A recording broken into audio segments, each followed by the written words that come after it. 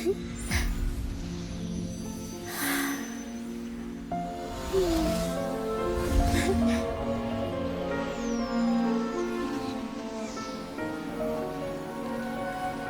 wait is over, everyone. I dedicate this to our god, the Dance of Sub-Zerus.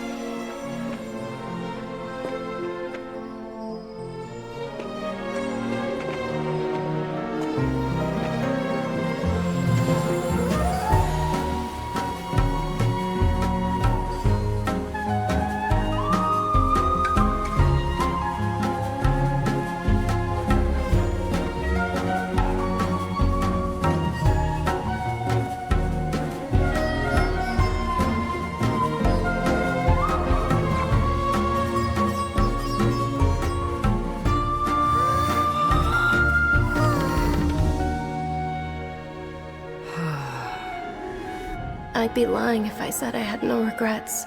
I would have loved to see Nilou's dance.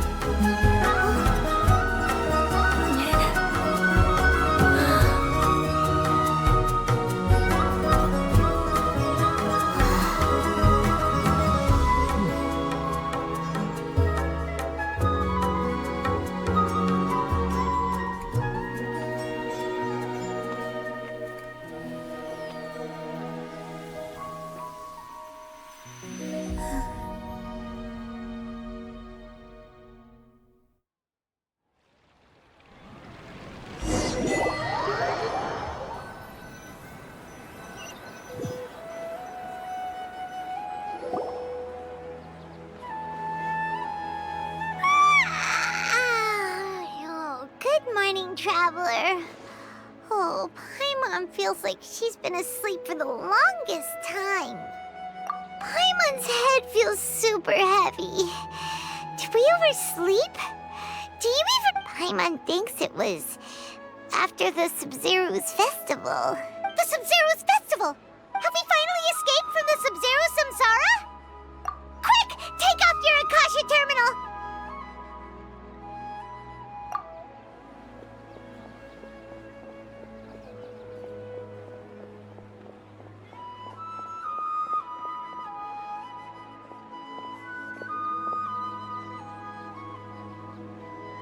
She's not in her room. What happened? Huh? What usual spot?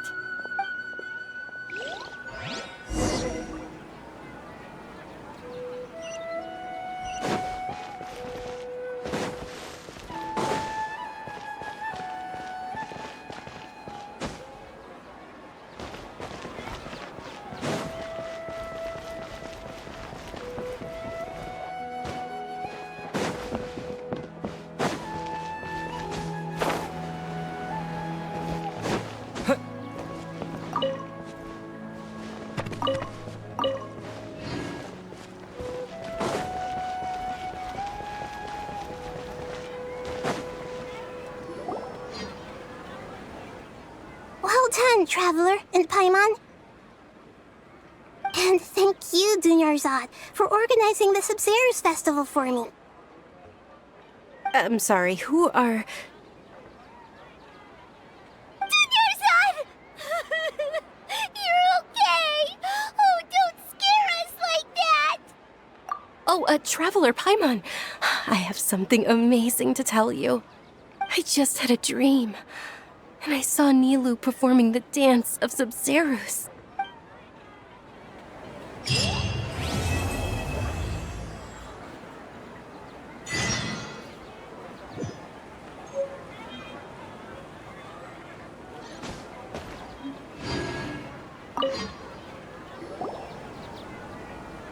You're actually Nahida, aren't you? Paimon felt like Catherine was acting weird when we met at the Sub-Zero's festival.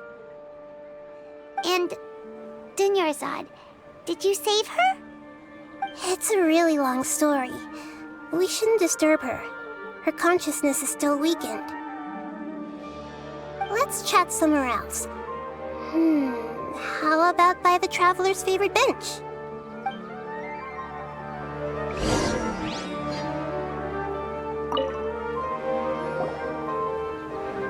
What's going on? Why are you two so excited to see me? Hasn't it only been a night? It's actually been much longer than that. Oh? Strange. Was I really asleep that long? No wonder I have such a headache.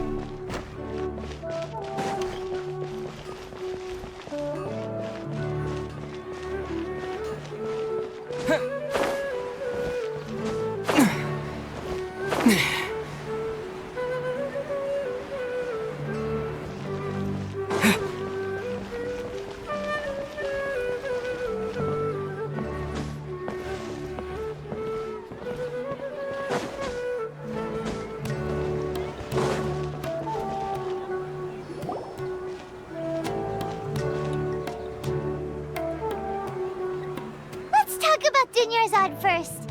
It's such a relief that she's all right. After we parted on the last day of the Sumeru's festival, I left the city and saw what the traveler had described. Among the countless dreams, I found one that was growing fainter and fainter. This proved my suspicion. Once Dunyarzad could no longer bear the Akasha harvesting her dreams, her consciousness began to dissipate. But this also meant it escaped the Akasha's control. Such a small fragment of consciousness can't last for very long, though. It will return to its original dream, where both will gradually fade until they completely disappear.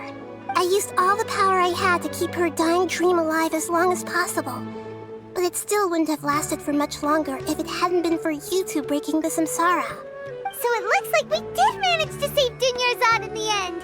And not a moment too soon. Huh? Why are you two smiling so happily? I thought you'd be so moved that you'd start crying. I need to spend more time observing human emotions. Both are fine. Everyone reacts differently. All right. You two must have a lot of other questions for me, right? After all, you saved my faithful believer. As your reward, I will answer any and all questions. At the Abyssosque forest, there was this incense that made the traveler fall unconscious and dream of a huge tree and a red sky. You also heard someone's voice, right? It said world and forget me. Yeah, so you do know! We've been wanting to ask you what that was about, and if the red sky was related to Khaenri'ah. It seems like the traveler established a connection to Irminsul. That was a message left by Greater Lord Rukkhadevata's residual consciousness in Irminsul. Perhaps her last memory before she died. As you two probably know, Greater Lord Rukkhadevata disappeared after the disaster in Khaenri'ah. The timings of these events do line up, so your suspicions are reasonable. A message from Greater Lord Rukkhadevata? King Deshret? That god who died even longer ago? Some present-day desert dwellers still... Okay, so what does the message mean? I still haven't managed to decipher it. Even the Akasha, Greater Lord Rukkhadevata's residual consciousness in Irminsul seems to be contaminated with something that has a very dangerous aura to it. Many devoted scholars go mad as soon as they connect their consciousness. I've warned the Akademiya about this many times, but I believe this is the key to saving Irminsul. That's why I've kept trying to decipher it. So the tree in the vision was Irminsul? Oh, Tighnari also said that Irminsul is sick! Is it because of the contaminated consciousness? But even if you can't figure out what that vision was all about, it seems like our search for you was all in vain. The Traveler wasn't affected after coming in contact with that consciousness. I've never seen anyone like that. With you here, we may have a chance at deciphering it. No, we must decipher its secrets. I've already eliminated all other factors that might affect Irminsul. This is the only one left. This puzzle has life and death at stake. It could determine Irminsul's fate, as well as Tevat's. To be accurate, I'm using the Akasha as a medium to occupy Catherine's consciousness. How did you do that? Poor Catherine. Does this mean you can also occupy other people's consciousnesses? Theoretically, I can enter anyone's mind as long as they're wearing their Akasha terminal. The Akasha is the legacy of Greater Lord Rukkhadevata. As Lesser Lord Kusanali and the first Akasha terminal, my consciousness has always been linked to the Akasha. I've always respected my people's free will, so I've never actually occupied their consciousness. When necessary, I just borrow this bionic Snezhnayan puppet. Hold on. Did we just learn some deep, dark secret? So Catherine is... No wonder Paimon felt something was off about her. What about your own body? Why do you need to borrow other people's? Don't you live in the sanctuary of Surasthana? That story begins a long time ago. After Greater Lord Rukkhadevata disappeared, the sages found my newly born self and took me back to Sumeru. At that time, I was young and weak. The sages kept me in the sanctuary of Surasthana, ostensibly for the sake of protecting me. But I've hardly heard from them since. However, I do understand that they had hoped to find Greater Lord Rukkhadevata instead of me, a symbol of her passing. So, the sages basically put their new Archon under house arrest? How dare they! Why don't you teach them a lesson, Nahida? In some ways, they aren't wrong. Greater Lord Rukkhadevata was omniscient and omnipotent, and I'm still really far away from being able to call myself the God of Wisdom. Moreover, the Akademiya is also more proficient at governing this country. My existence has little meaning. Yeah, you got a lot of believers. Just look at the Sub-Zero's festival. Everyone who showed up truly loves you. Thank you for the kind words. But I honestly don't need physical freedom as long as I can connect my consciousness to the Akasha. Trying to find a way to save Irminsul is my life's mission and top priority. I will work on that, and try to live up to being a deity in the meantime.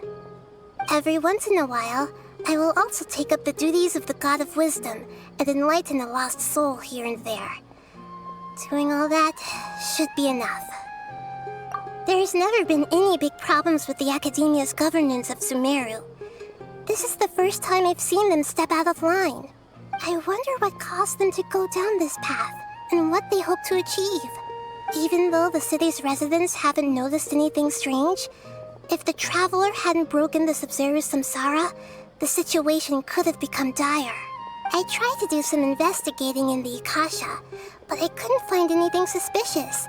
And all the people of interest seem to purposely avoid wearing their Akasha terminals. I think they're deliberately trying to hide something. Oh, that reminds Paimon. In Gandharvaville, there was a sage who had invited Tighnari to join some kind of project. Could it be related? Regardless, I need to first investigate the sage's motives, make things right, and punish them if needed. But I'll have to be discreet, or they'll see me coming. You mean how the Akasha stops you from having dreams? Yeah, it's been such a long time. It's not that no one noticed. It's more like no one cared. Ultimately, it's all rooted in the sage's misdirection. Misdirection? The sage has convinced everyone to believe that being unable to dream is a sign of rationality and wisdom. Not dreaming is a badge of honor in Sumeru, even if the truth is that their dreams are being reaped by the Akasha. With their propaganda in place, the sages can maximize their use of the Akasha to facilitate their research. Besides, Greater Lord Rukkhadevata must have created the Akasha in the hopes that it could be used to its full potential. That's why I've never come out strongly against this. Anyway, the perspective advocated by the sages drowned out any voices of doubt. By now, even those who never use Akasha terminals find it too shameful and embarrassing to talk about their dreams. Got it. I hope my answers were satisfactory, seekers of knowledge. To be honest, maintaining Dunyarzad's fading dream took a lot of mental energy. I think I may need to rest for a while. Oh, and you don't need to worry too much about the sage's activities for now. The Akasha won't be able to conduct another project on the scale of the Sumeru Samsara in the immediate future. Go and get some sleep. Leave everything to us. What a relief. This is truly the most exhausting birthday I've ever had. Traveler? Paimon? Why am I here? Do either of you know? Maybe you were sleepwalking. You know you can't wake up a sleepwalker. We happened to walk by, so we thought we'd wait for you to wake up. I see. I should visit my maintenance personnel sometime. Oh, I'm fine. I better go. Thank you. We've spent quite some time in Sumeru City, but ever since we last said goodbye to Lesser Lord Kusanali, we haven't heard anything from her. Oh, we can't just keep waiting around like this. Let's go find Catherine and pick up some work so we can at least keep ourselves busy.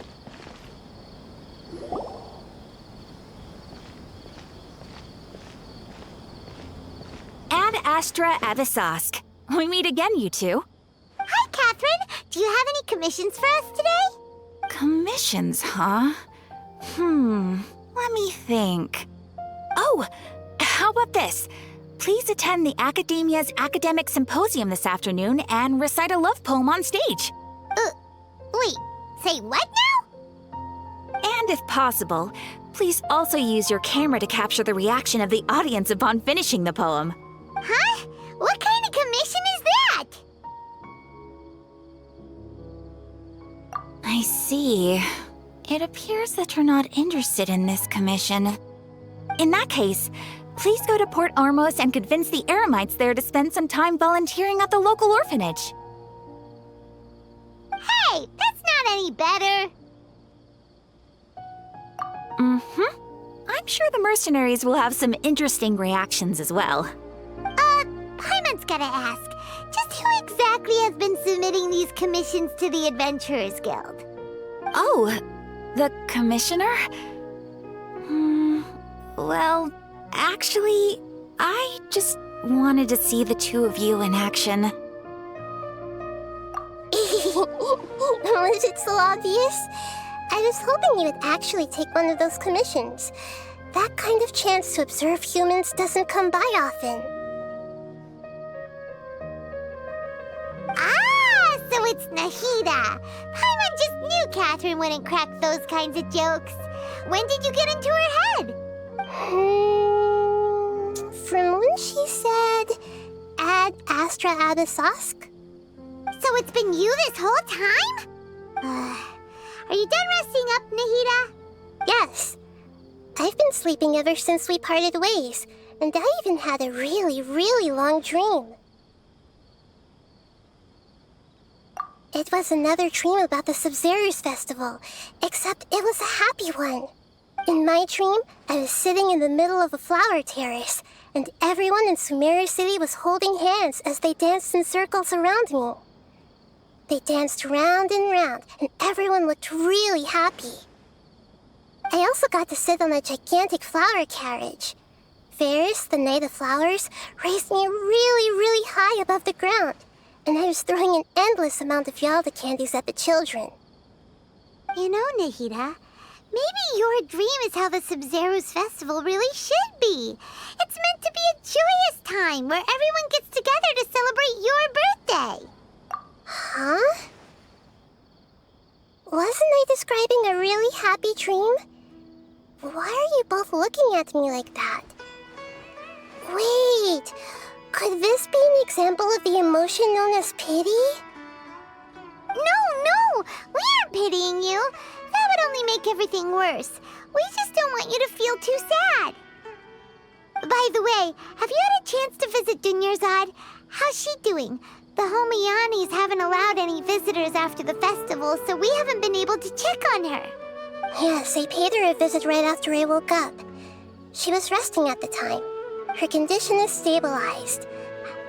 However, since Elazar is a manifestation of the withering on the human body, we can only cure it by finding a way to take care of Irminsol's own withering. But for the moment, our top focus should still be figuring out what the sages are up to and what they're planning. Right. Who knows what'll happen if they manage to pull off another scheme like the Samsara of the Sumeru Festival. So our first priority should be investigating and putting a stop to the sages' activities. As for how we should pull that off, let's discuss it somewhere else. There are too many adventurers around here. Oh, good point. Sorry, adventurers. We're gonna be borrowing Catherine for a little while.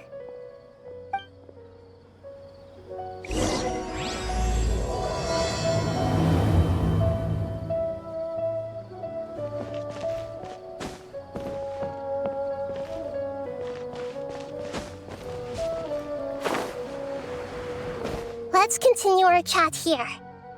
Okay, so do you have any ideas on how we can investigate the sages, Nahida? Actually, I've already done a little bit of work on that. But for now, I want to hear your thoughts.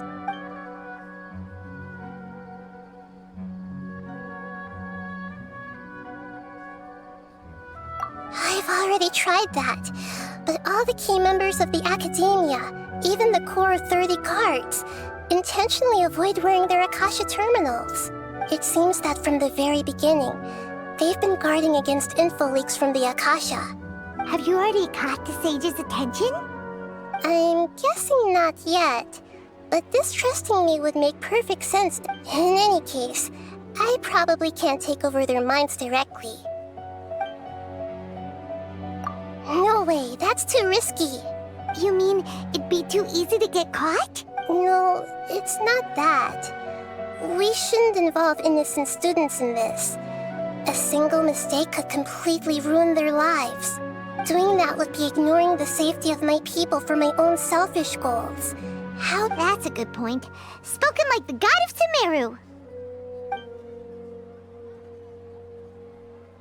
We're in the dark as of now. Since we still don't know anything about their goals, after all, every person in Sumeru City is one of their hostages. Are we really out of ideas? Nahida, you're super smart, so you already have something in mind, right? Don't keep us in suspense. Spill the beans already. According to a popular theory from the Vahumana Darshan of the Akademiya, rejecting impractical motions at the beginning of a planning session will give more weight to the actual proposal. Okay, but aren't you the god of wisdom?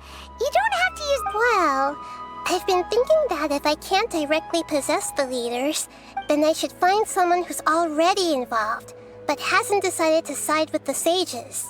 You're saying we should recruit a spy? Oh, before coming back, we met someone named Alhaitham. He seems like he acts alone. Actually, I already have someone in mind. Do you still remember that female scholar named Setaria? Setaria. Paimon remembers now. We ran into her basically every time the Sub-Zero's festival repeated itself. Paimon still remembers the smug and mean way she always spoke to Nilu. I've always liked observing all kinds of people. She was born in the desert and was hailed as their greatest genius. Her academic gifts allowed her special admission into the Akademiya, and also gave her the opportunity to serve as the sage's assistant. Oh, Paimon didn't know she was from the desert.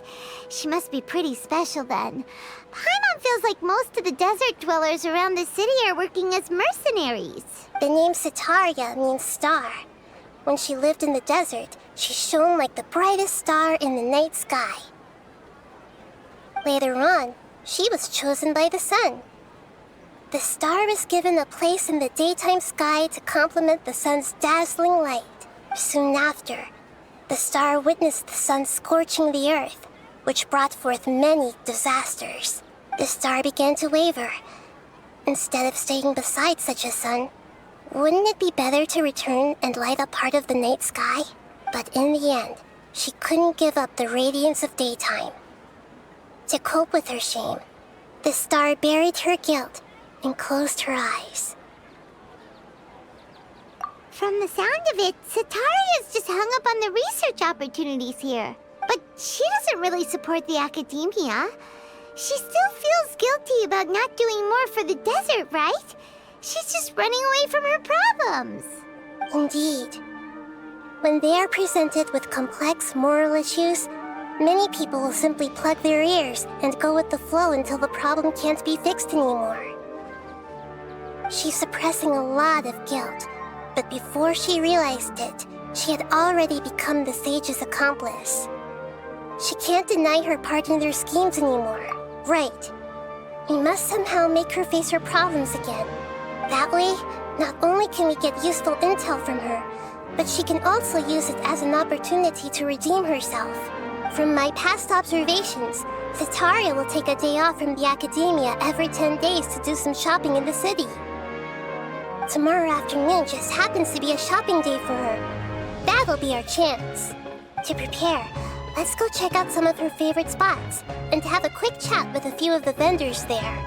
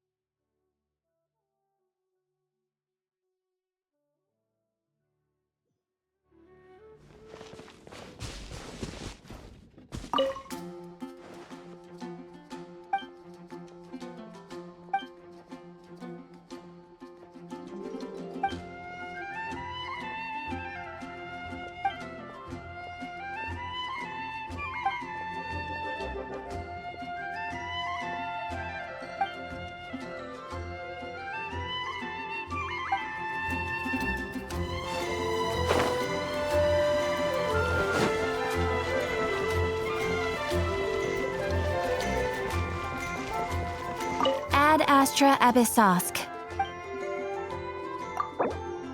Thank you for completing today's commission.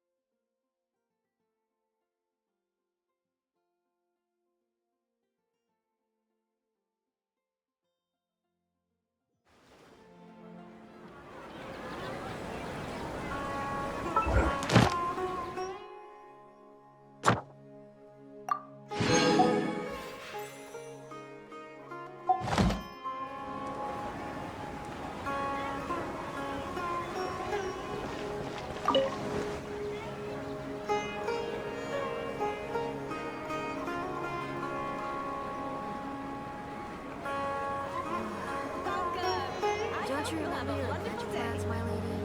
There are so many local specialties in Sumeru.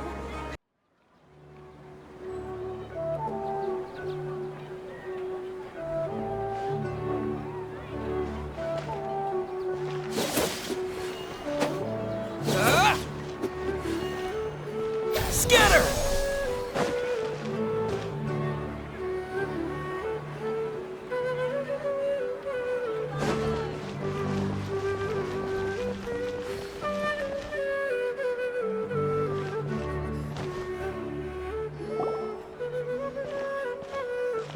This should be Sataria's favorite fortune-telling spot.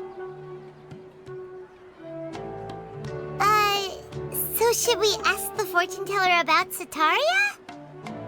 No, I already have enough information on Sataria. The most important thing now is for you. Talking style and key characteristics? My poor lost lambs, have you become troubled over your fates? The divine voice of wisdom often echoes between mine ears. If thou be blessed today by the gods, I may be able to show you the way.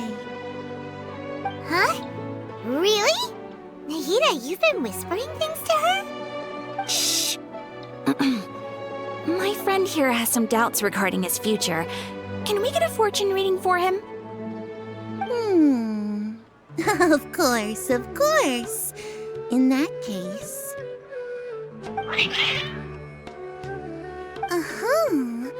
It would seem that Harut and Marut are quite wary of you.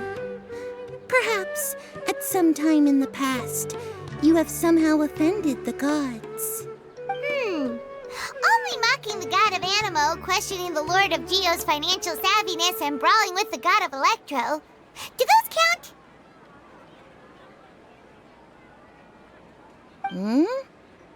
Oh, nothing. Go on, pick an aspect for her to divine.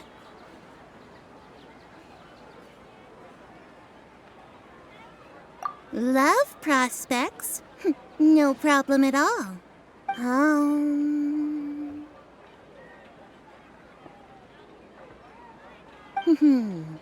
The gods have spoken.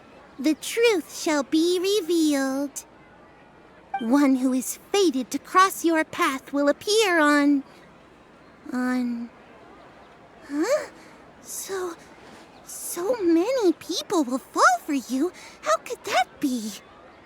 Harut, Marut, did you two spoil my divination? I've never read a fortune so absurd. Actually, Paimon, Paimon thinks this is probably the most accurate fortune telling you've ever done. I admit that the orientation of today's celestial matrix is suboptimal. As such, there will be no charge. Is that so? Well, that can't be helped. If you were to bring some food offerings for Heart and Mart on your next visit, perhaps...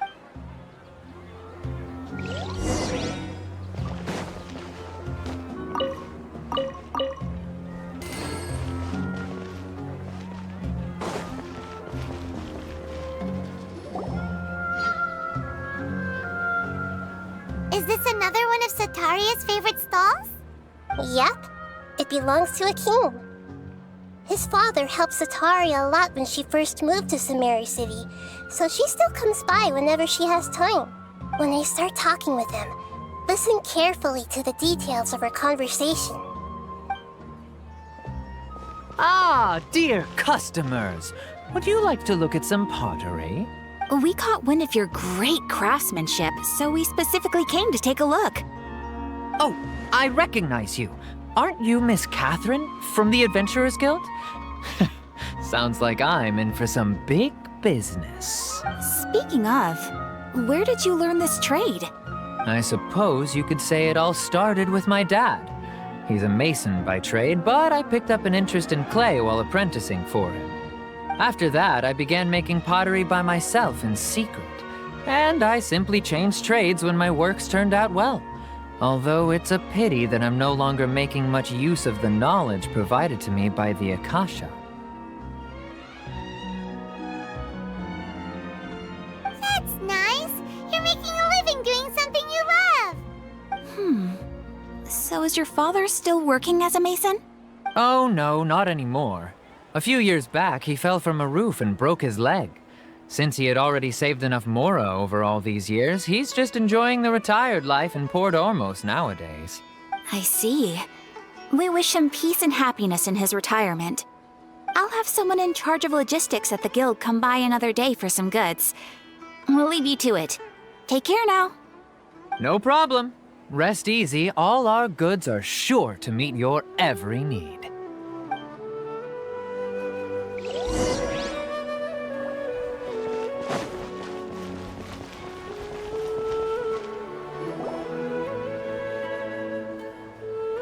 This should be our final stop. Sataria's always thinking of this restaurant when she's working at the Akademiya, so she always comes by whenever she's out in the city. Nahida, you've really thought of everything. It's my duty to protect Sumeru's citizens, after all. Hi there. I feel like I've seen you down by the docks before. Huh? Sorry, I don't quite remember. If I recall, you were having a discussion with someone about shipbuilding at the time. Ah, that's right! I've always been really interested in feats of marine engineering. After all, I grew up in Liyue Harbor and spent my entire childhood staring at the ships going in and out of the port. But I'm still discussing all kinds of problems with different scholars. And I'm continuing to study and perform research from the restaurant's basement. What an admirable spirit for learning. Amazing. Sure, but you'll find hardworking people wherever you go. So this restaurant has a basement as well? Huh. First I've heard of it. That's right. It's not usually open to patrons. Most of the time, employees use it for breaks or to hold private events. I see. Yes, that makes sense. Well, good luck with your studies, Miss Chishan. Thank you so much. As long as I can make it into the Akademiya as an official student, I'll be happy.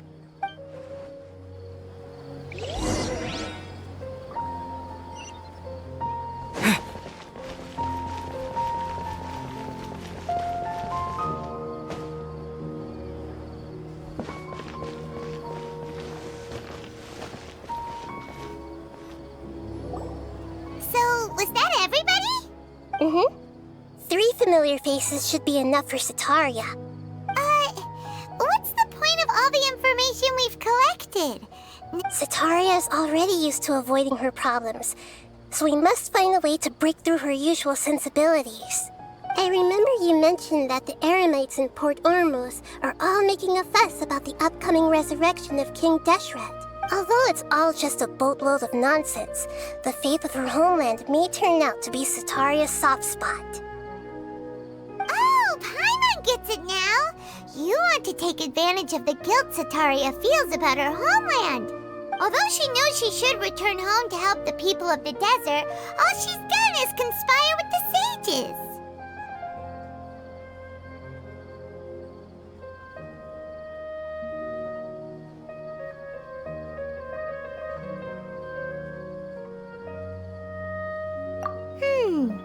So how do we set that up? Well, King Deshret is long gone, and Sataria is also too smart to fall for any simple tricks. If we simply engaged her under the guise of King Deshret's believers, she would definitely be wary of us. But if we were to borrow some of her close acquaintances to talk with her, her reaction would probably be very different. So, you mean you're going to possess those people we just talked to? Yep. Possess them through the Akasha. Imply they've already converted to the faith of King Deshret, and then convey our made-up will of King Deshret. As long as everything goes smoothly, we'll get through to Sataria for sure. She'll never guess that we had anything to do with it. So that's how you're going to use all the info we collected on these people. It's so that you won't slip up and break form. Possessing them will only work if you can manage to pass off as them. Exactly. So, best of luck with impersonating them. Huh? Best of luck? But we don't know how to possess anyone. That's no problem at all. I'll just share all their senses with you once I've possessed them. As long as you're also wearing an Akasha terminal, the effect will basically be as if you've possessed them yourself. Huh. That is pretty convenient. But why does he have to do this? Can't you do it yourself? Although I've been observing humans for a while, I've never been good at imitating them. You're not wrong. It's always been painfully obvious whenever you try to pass as Catherine. If it was at all possible, I would have preferred to leave these people alone. But seeing how things are now, I probably should just accept it and push on. Yeah, don't beat yourself up over it. We're only doing this to help everyone, and we'll only be borrowing them for a little while anyway. Alright, then let's give it a go tomorrow afternoon.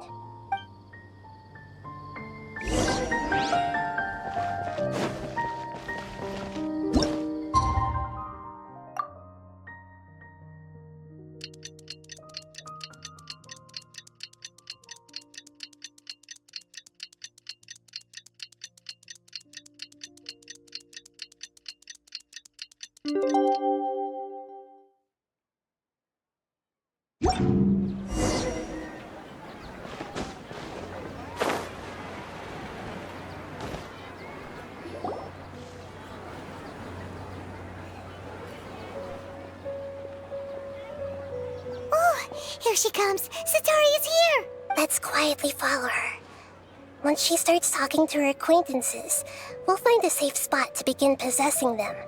As for how we'll sway her to our side, I'll leave that to you. I trust you'll know what to say. Paimon's starting to feel kind of nervous. Okay, let's go. Looks like they've already started talking. Let's find a hiding spot and get started.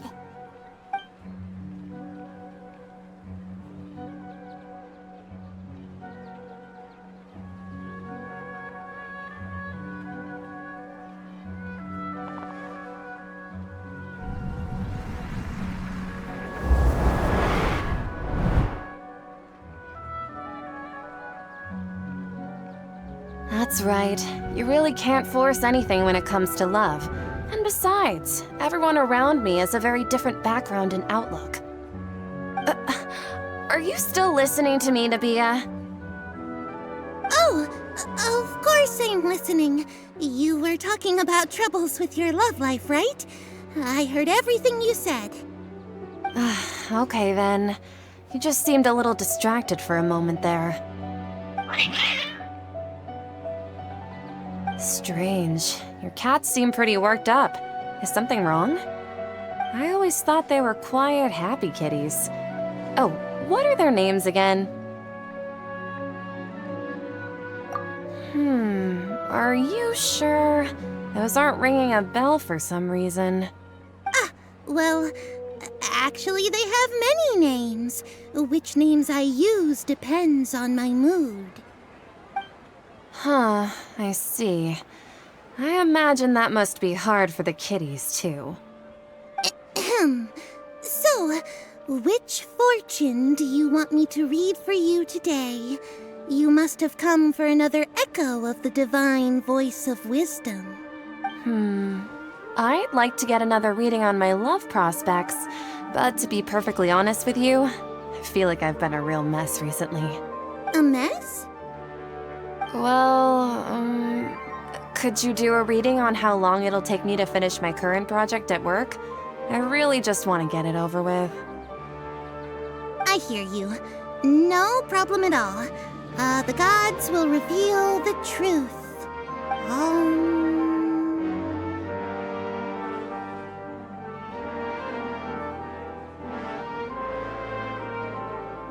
The gods are asking, Setaria, why haven't you gone home? Why haven't I gone home? Do the gods really know everything I've been thinking about? Setaria, why don't you just go home? It's a demand now instead of a question. The gods seem to be truly upset. I'm sorry. I know I failed the gods. Please pass on my most sincere apologies and ask for their divine forgiveness. And if I may ask, Nabiya, is there a specific god who's speaking to you right now?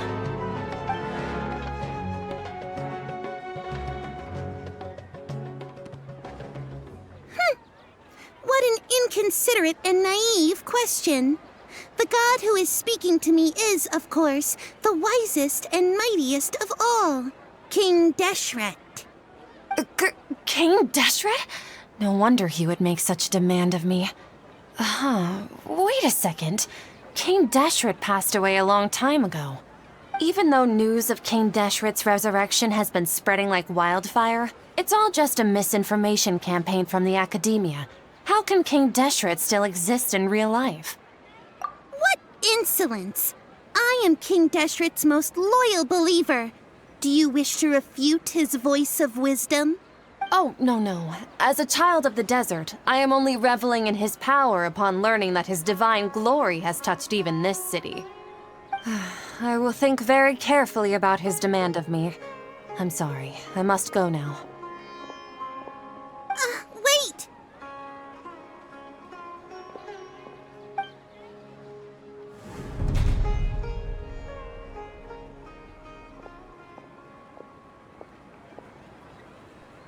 Whoa, she just ran off in a hurry. She looked pretty upset too. Well done. Setaria didn't seem to suspect anything amiss. To have something she's been trying desperately to avoid show up out of nowhere and berate her, that must have shaken her to the core. Aw, Nahida, it seems like you understand human emotions really well after all. All I know are some abstract Harvard-taught theories. In any case, my time with you has shown a lot of them to be utterly useless. I'm still trying to make sense of everything. Anyway, enough of that. Let's hurry and catch up to Setaria. She's out of Kim's now, right on cue. Let's get ready to possess him right away. What's gotten into Harut and Marut? They seem terrified of me all of a sudden.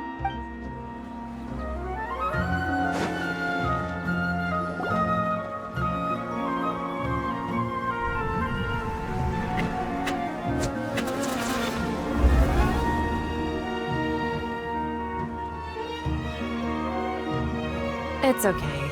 I just got caught up in something.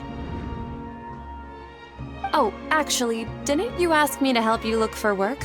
What kind of work were you looking for again? Oh, right. Your old man's craft. How could I forget? Speaking of, how's he doing? Is he feeling any better? Oh, that's good to hear. I have been thinking a lot about him. If I could get some more time off, I'd love to pay him a visit. Actually, while we're talking about him, is he still living in Port Ormos? Yeah, he's been retired there for a while. If you could find the time, please write him a letter. Let him know that recently, faith in King Deshret has taken root in Port Ormos and has begun to spread across Sumeru. He has a quick temper and has always been a devout follower of the Sumeru Archon. I don't want him to get into a fight with those King Deshret believers because of a difference in beliefs. Oh? So, who are you siding with in all of this? The Akademiya or King Deshret? I'm so jealous of you. You were born a child of the desert, yet you chose to betray King Deshret, and now you spend all your time with those crooks from the Akademiya. Akeem, you don't mean you've also become a believer of King Deshret? What's so strange about becoming a believer of the wise King Deshret? In fact, aren't you the strange one? The one who still can't pick a side? Can't pick a side? Me? Whoa! Paimon had no idea you'd be so good at this!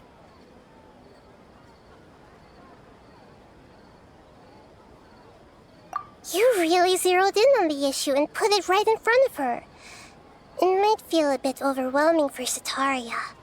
But once everything is over, I'll be sure to pay her a visit to her mind and explain everything. Anyway, let's keep going.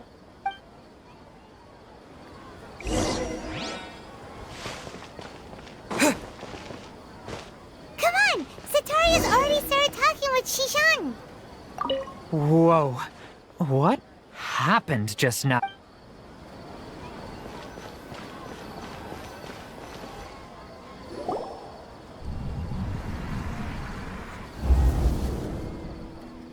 So, Shishan, have you noticed anything weird in the city lately? Like, as if someone was trying to preach to you about something?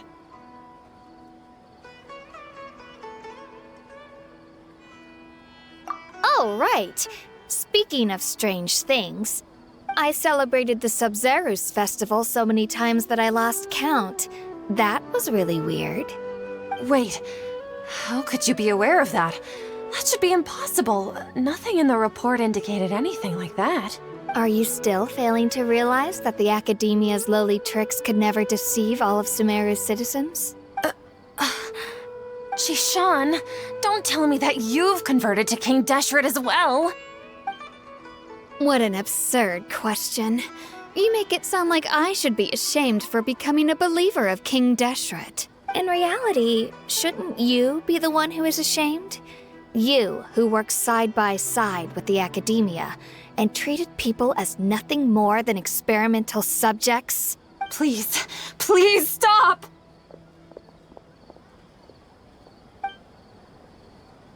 Even now, Setaria's still trying to run from her problems. She can no longer justify everything to herself. Hey, she's trying to talk to the guards! What should we do? This is the most important part of all. Quick, get ready. Mercenary, you're a member of the Corps of 30, correct? Please help me pass a message to the Matcha right away. The situation in the city is getting out of control. Please, try to remain calm, miss. Tell me what's happening. Heretics are infiltrating the city, and they've already converted many residents to their side. Heretics? What kind of heresy are you talking about? King Deshret! Many people I know have suddenly started believing in him, but he's long dead. It's impossible. Miss Setaria, nothing is impossible. You know my name? King Deshret is immortal, and all who defy him will one day pay the price. You must face the truth, Setaria. You tread a treacherous path, And the longer you ignore it, the tighter the Akademiya's grasp on you will become, and the deeper you will be ensnared. Child of King Deshret, never forget that the desert that belongs to you lies elsewhere. What's so strange about becoming a believer of the wise King Deshret? In fact, aren't you the strange one? The one who still can't pick a side? What an absurd question. You make it sound like I should be ashamed for becoming a believer of King Deshret. Setaria, why haven't you gone home?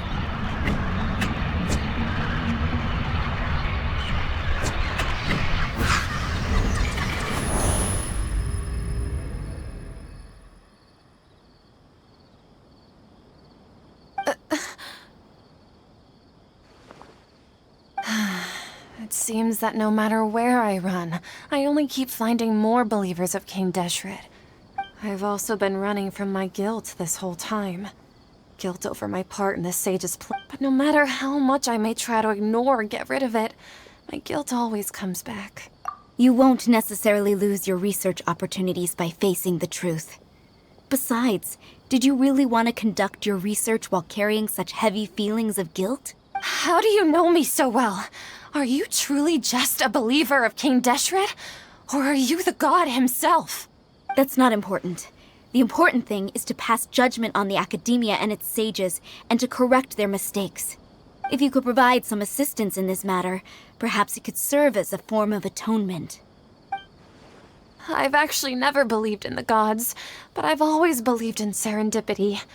Your appearance must be a fated opportunity for me to get out of this wretched situation. Please tell me, what can I do for you? How much do you know about the sage's current activities? I was just one of the designers for the masked dream harvest scheme, which is what happened around the Sumeru festival. But I know very little about the full scope of the overall project. I'd assume that only staff with the highest clearance would have access to those confidential documents. I've just been working to meet the Grand Sage's specified requirements. However, there's something that's been really bothering me. I heard that a scholar who was previously expelled has returned to the city. And even To fight against the Akademiya, we will need to figure out the nature and the purpose of their work. Is there a way for us to get access to the confidential documents you mentioned? it should be possible if we're willing to take some risks. After all, I'm an assistant to the Grand Sage, and I've been working on many tasks outside of the project. One thing, though, I won't be able to transfer the documents to you through the Akasha once I get my hands on them. The sages have always closely monitored all activities within the Akasha. Let me see. Let's use the most primitive method. Send someone. The Akademiya entrance. Wouldn't that be too conspicuous? Don't worry about that. I assure you, this won't be a trap. I'm only suggesting this location because it'll draw more scrutiny for me to leave the Akademiya again. It'll be safest for me to distract the guards long enough to hand you the documents. All right, I trust you. So, if I were to successfully complete this task... That'll depend on the judgment of the Dendro Archon. The Dendro Archon... That's right. Her people are the ones we have endangered. As the god of wisdom, she's also the one. Maybe it's time for me to find a god to believe in. Just as Nahida predicted, we've managed to bring Setaria to our side! The Traveler's execution was ingenious. He's the one who deserves all the praise. Well, now that we've made plans to meet again tomorrow evening, all we can do is pray for Setaria's mission to go off without a hitch. Pray? But if we're going to pray to the gods, aren't we just praying to you? God of wisdom and guardian of the scholars? No. The truth is the true guardian of scholars. I've always believed that. Anyway, let's meet again tomorrow evening at the Adventurers Guild.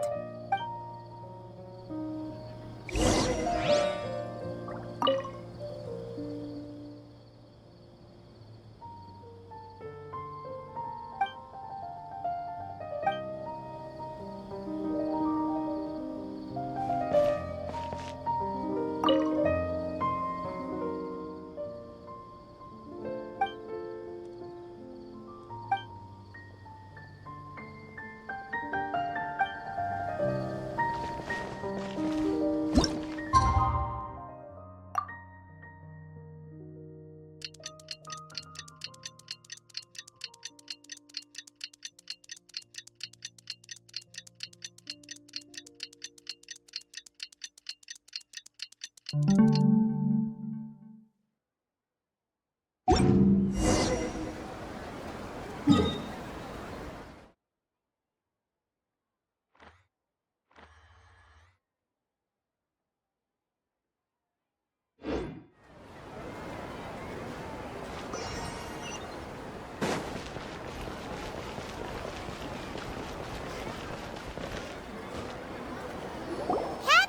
we're here! Oh, you are the other Catherine, right? That's right. I suppose I'm the other Catherine in your mind. Shh! We're on a secret mission tonight, so we need to protect Catherine's identity. Yep, Paimon's right. We cannot fully rule out the chance that the meetup tonight is just a trap. If something were to happen, my existence may be the only trump card we'll be able to play. After all, the Akademiya should still be unable to confirm the existence of my consciousness in the outside world. Yep, exactly. Just what Paimon was thinking. Anyway, enough about that. Let's just make sure to be on our guard. Off? What do you feel is off? It's the middle of the night. Of course it's quiet. You're not getting paranoid, are you? No, I think he's right. It really is a lot quieter than usual. If you look around, there seems to be fewer people on the streets. I'm not sure if this is the case for the entire city, though. Huh. Maybe it's just a coincidence. Maybe Sataria figured out a way to not only distract the guards, but also to get everyone to go to sleep early, just so we can exchange the documents in peace. I also can't quite figure out why things feel a little off. But now that we're here, let's go ahead and meet her as we planned. Well, regardless, as long as you're here with us, Paimon feels a little safer.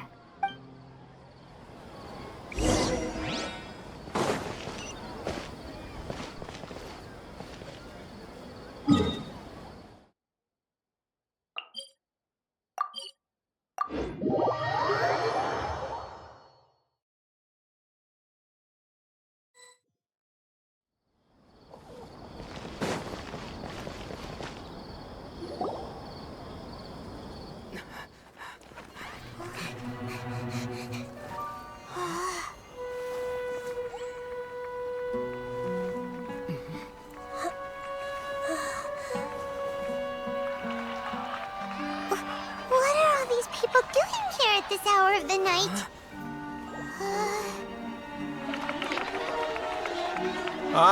The triumphant hero returns at last. And to a rather spectacular welcome, even if I do say so myself. You're the outcast, expelled from the Akademiya. Indeed I am. Although these days they tend to call me the Doctor.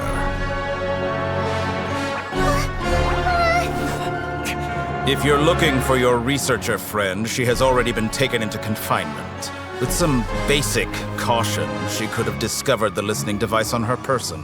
Clearly, she lacks the degree of rigor expected of a true scholar.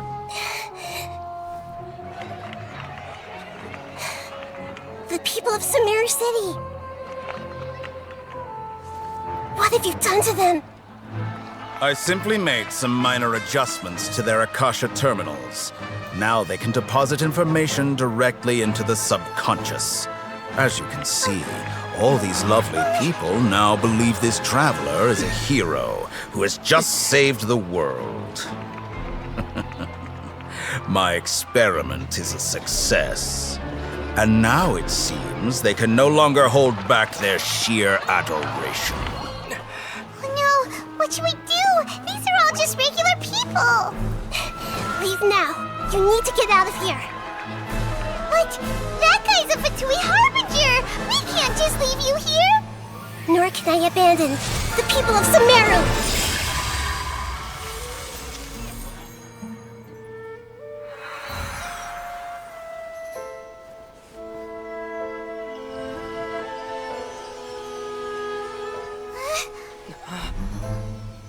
Don't worry. We'll meet again outside of the city.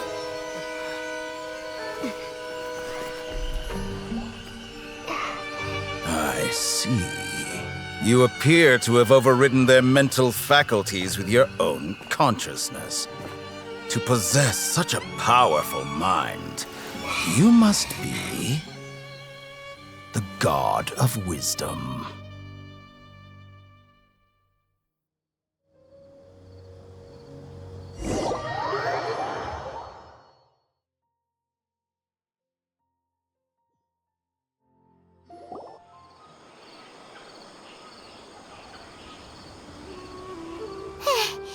This should be far enough.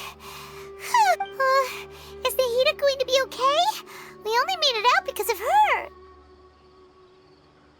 Paimon wasn't counting on running into a new Harbinger here, let alone such a high-ranking one. That guy was number 2.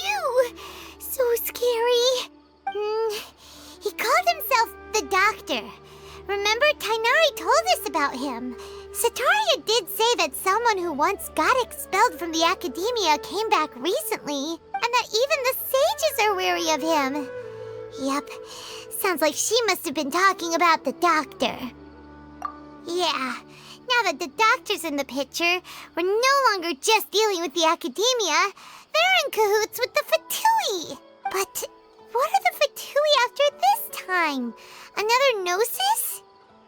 Yeah, things would be a lot easier with Nahida's help. Nahida said we'll meet again outside of the city. But we can't just keep waiting around, right? You mean... Oh, right! Wasn't he invited by the sages to work on some project when we were staying with him in the Avidia forest?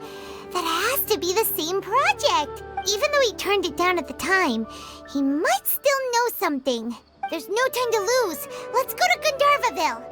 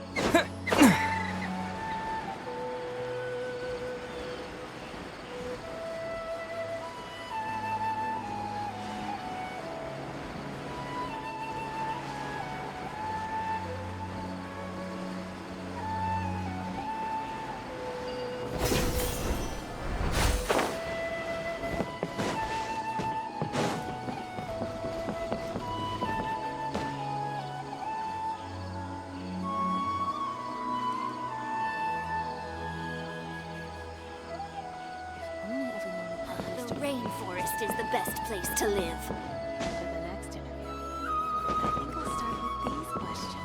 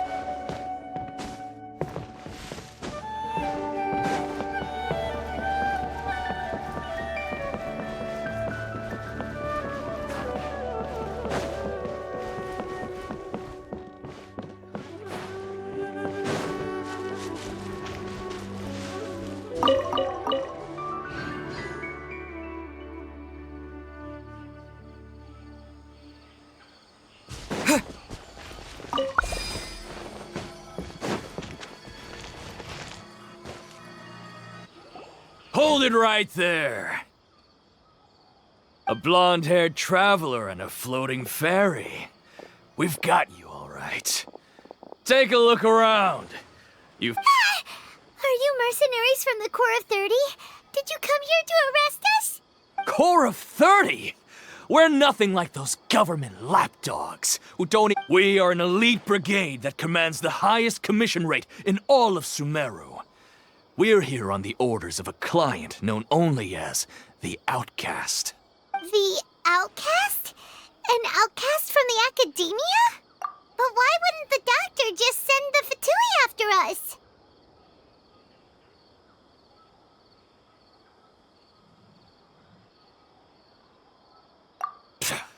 Still wasting time on idle chit-chat.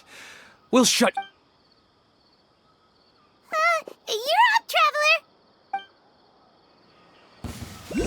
Following order. New punching bag. Don't get frostbite. Spring forth! Need. Let's dance! I'll take my... Dodge this! New punching bag. Freeze! Scatter! Where do you think you're going?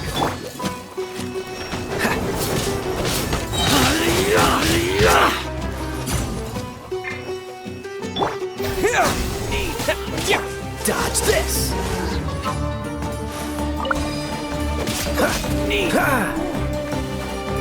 Freeze!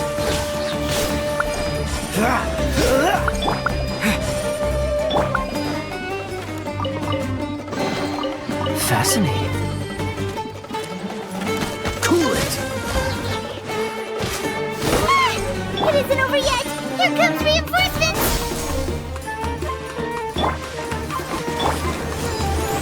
Try to keep up! Freeze!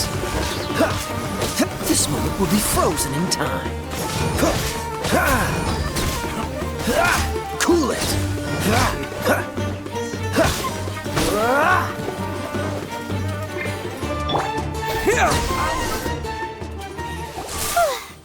That was pretty rough. Is that what elite mercenaries are like? Yeah, looks like we'll have to keep our guards up. But this doctor guy seems like a pretty tough opponent. He knew exactly where to set up an ambush. Did he predict that we would try to find Tighnari? Going up against smart people is tough. Anyway, let's keep going.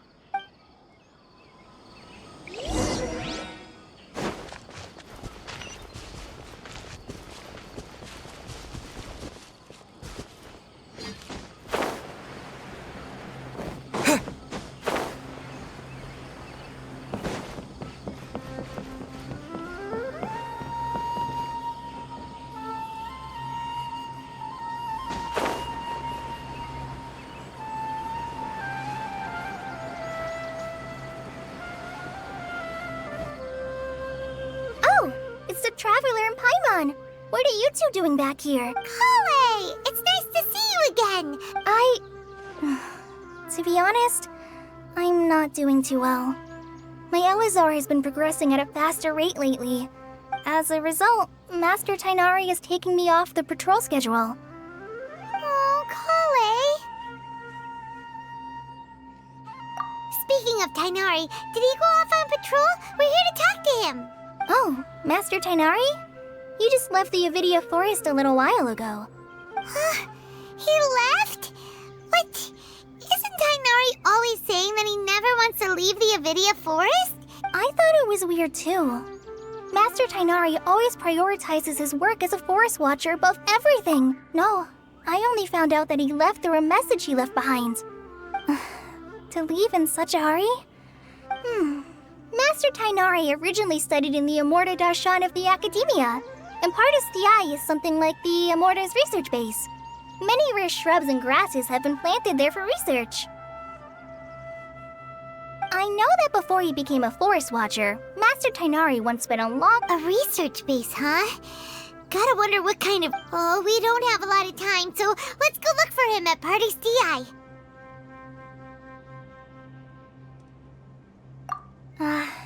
Don't worry. I'm fine. I'm used to living with Elazar by now. If you run into Master Tainari, please send him my regards. Got it. Will do. See you later, Kale.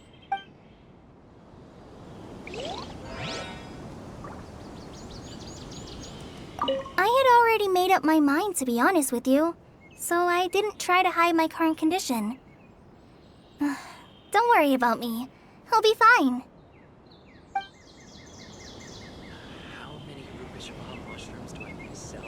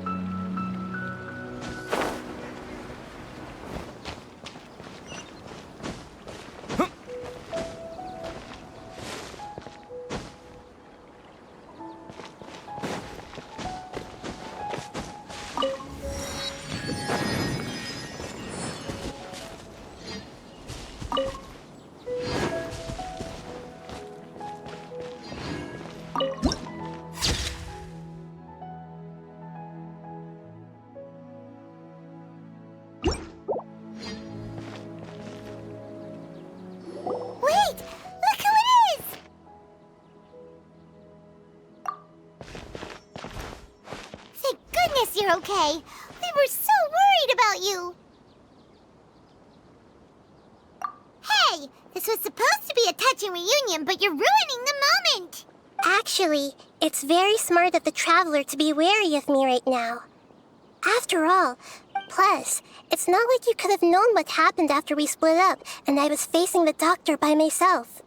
Even a pool of stagnant water after a torrential storm can occasionally pass as a patch of sky. Paimon feels like only the real Nahida could come up with such an obscure analogy. Huh? But I wasn't trying to win your trust or anything. All I wanted was to clarify my point. Well, we understand that point now. Please, Nahida, tell us more about what happened. Are those poor people all right? When you left, I was still in the middle of restoring everyone's minds. Thankfully, when the doctor mentioned depositing information into the subconscious, he didn't instead. He did something closer to creating hallucinations. Luckily, I managed to finish my restorations and mind jump away from him just as he was about to capture me. Whew. What a relief. The doctor sure pulled out some hidden cards, but good thing we had Nahida with us. I wouldn't be relieved just yet. I gave away my true identity when I restored everyone's minds, which means we've lost another one of our trump cards. Also, the doctor is already an expert at modifying Akasha terminals. Would that mean you'd no longer be able to jump between minds? Then how do we stop him? He's still at the Akademiya, so it's possible he already started messing with the Akasha. Ugh, it feels like he's toying with us. Plus, the doctor's combat ability alone is apparently enough to make him worthy of being number 2 of the Fatui. We shouldn't give up hope just yet. Let's try to find another way to attack this problem. Actually, Nahida, how did you know we were trying to get to Party's DI? Have you been waiting for us? Yes, I have. I can see the Traveler's elemental energy, so I deduced your destination by looking at the direction you were moving in. You didn't come here for sightseeing, right? We're looking for a scholar we know. His name is Tainari, and the sages once tried to reach out to him. Why don't you come inside with us and see what we can find? Okay, let's just hope we won't get him into trouble.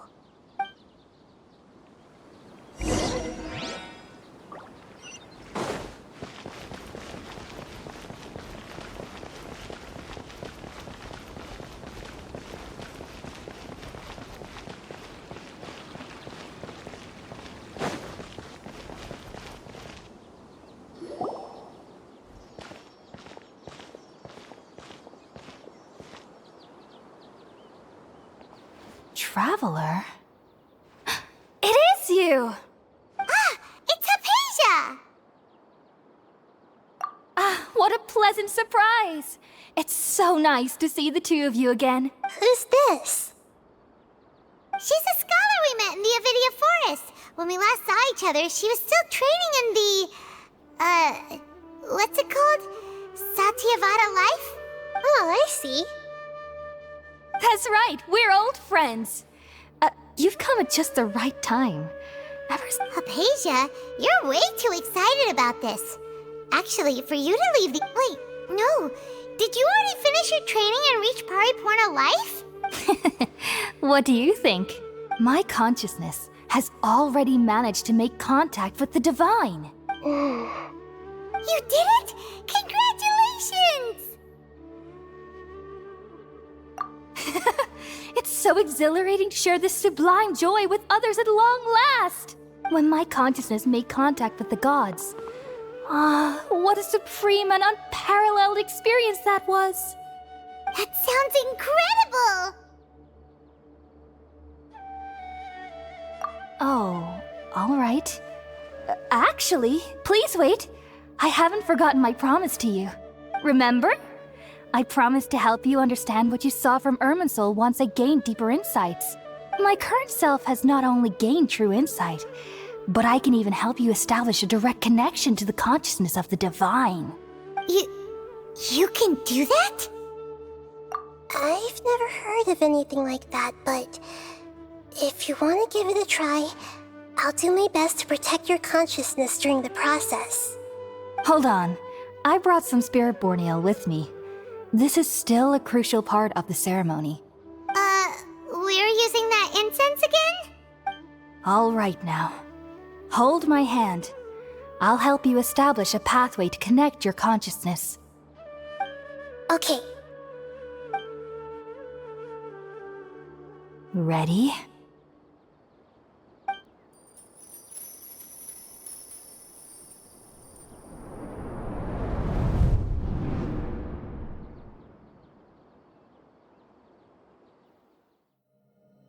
It took 3 betrayals for me to finally understand. The world is just an elaborate tapestry of lies. My fury will never be quelled. The first to betray me was a god. My creator. My mother.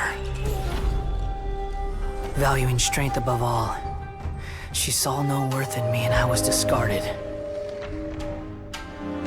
The second was a human. My family. My friend.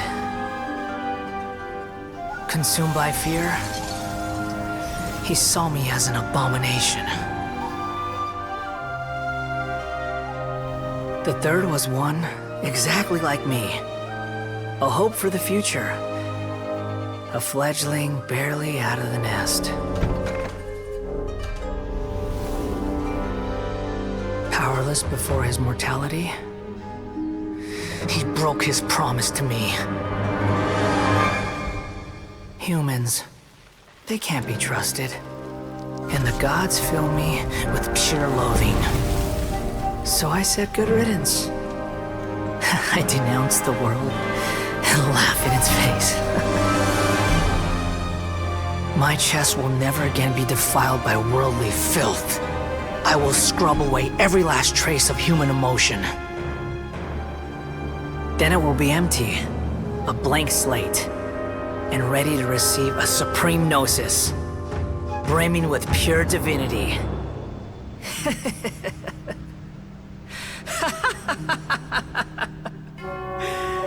There is no need to fear. The pain will be brief. Your era is coming to an end.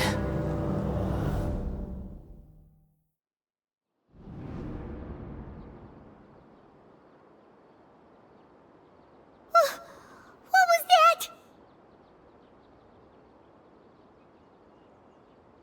Did we actually just see the Balladier's memories? Everything matches what we know about him. But how is he connected to the divine consciousness that Hypatia was talking about? You saw it, right? You felt it, right? Such a majestic god! Such a noble will! Such sublime emotion! Alas, shame. If only that which beats within my chest wasn't a filthy mortal heart. Do you understand now? I'm afraid this is no Puripurna life, but rather... Ah! You! Why are you so mean to me? I found divine wisdom. Shouldn't I receive praise and honor? Haven't I uncovered that light in the darkness? Hypatia? That's how I always thought everything should be. Wait. Have I already lost my mind?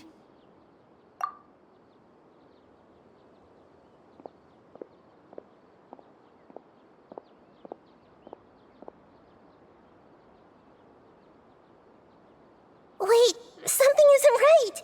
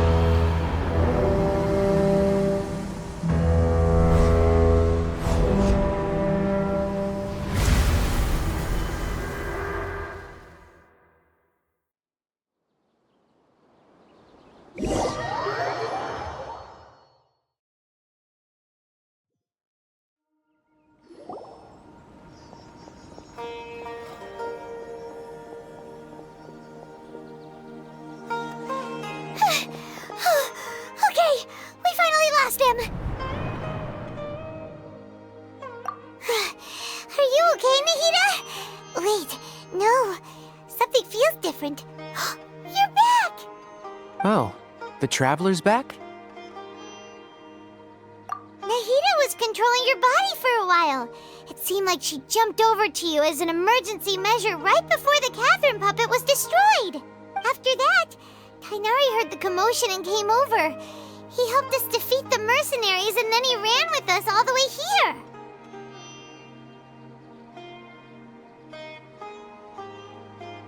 What? You swapped places? You mean your consciousness also went into Nahida's body? Wait, then where is Nahida's consciousness? Where is she now? I never imagined that an individual's consciousness could be transferred around like this. Had I not seen it with my own eyes, I would have never believed it. Also, while we were running, the consciousness in your body told me to pass on a message. She said, "The doctor has found a way to trap my consciousness, so I can't journey with you anymore. But even in a moonless night, a shower of starlight can still drown out illusions and lies." Oh no! Nahida's trapped in the sanctuary of Suristhana for good this time. Was that message all she left for us? It's pretty vague. Oh, that makes sense. Since the doctor captured her, she won't be able to say anything without him knowing. She's being extra careful. Even in a moonless night, a shower of starlight can still drown out illusions and lies. Huh. Paimon knows the moon illusions and lies are from the alchemical divination at the Subzerus festival. Didn't Nahida use a starlight analogy before? It had something to do with Sataria.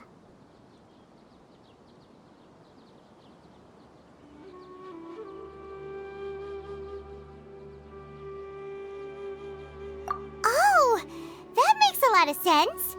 Huh. Do you think Nahida was telling us to go find help in the desert? But she isn't with us anymore.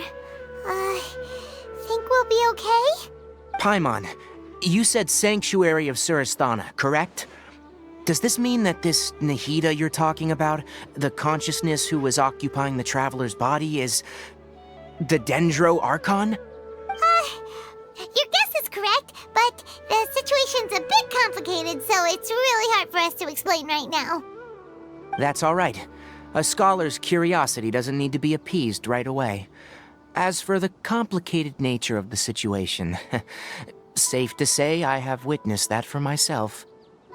I've spent some time with you, and it looks like the Sumeru Archon's also on your side. So, I trust you. Thank you, Tainari. Oh, actually, we came here to ask you a question. What do you know about the project that the sages have been working on? That.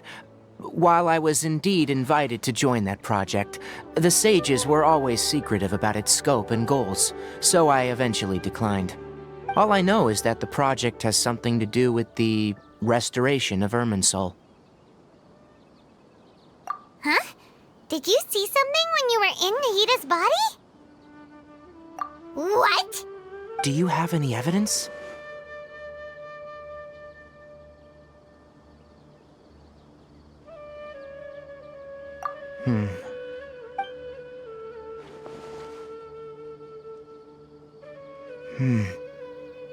So that's what happened. That explains why Hypatia's symptoms were different from those of the other scholars who went mad. Tainari, did you leave the Avidia forest because of Hypatia? I did. I noticed Hypatia's mental anomalies, but since her symptom, if I didn't take action, Hypatia would have already been taken by the Matra to the desert, doomed to a life of exile at Aru village. Now that you mention it, I knew the Akademiya has never thought particularly highly of lesser, but I still didn't expect them to do something as arrogant as creating a new god. Looks like I made the right decision. The doctor and the balladeer. We have 2 Fatui harbingers in Sumeru. Sounds like we're in for a bad time. From your description, I don't think they've completed their project. There may still be room for us to intervene. But then, what is the connection between creating a new god and restoring Irminsul?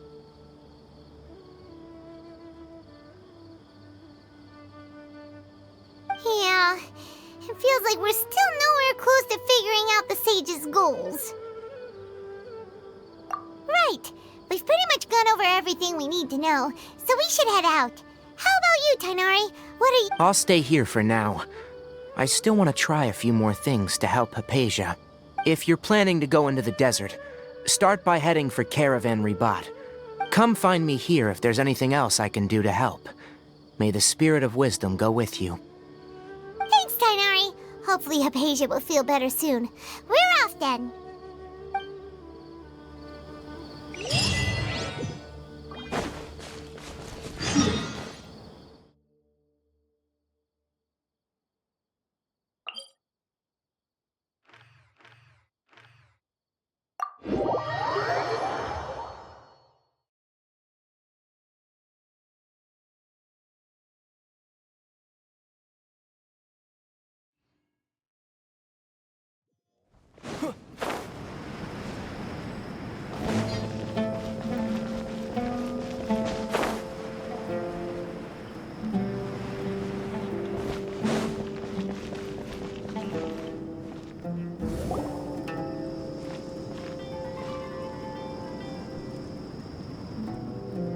We finally made it to Caravan Ribat. So, just past this wall is the desert, huh? Oh, wow. Paimon remembers hearing people call this the Wall of Samiel. It's made to block sandstorms from the outside. Oh, if it's this tall, it's gotta— Enough gawking. Come on, follow me. Huh? Over here. Oh, Haytham went that way! Let's hurry up and follow him. Wonder what he's up to.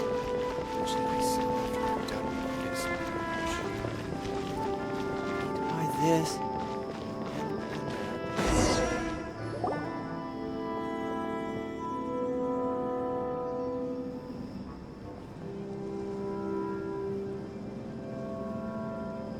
What the? Where did he go? How did we lose him? They were just here a second ago. More Eremite mercenaries? Who are they working for this time? Anyway, Traveler, it seems like we were being followed again.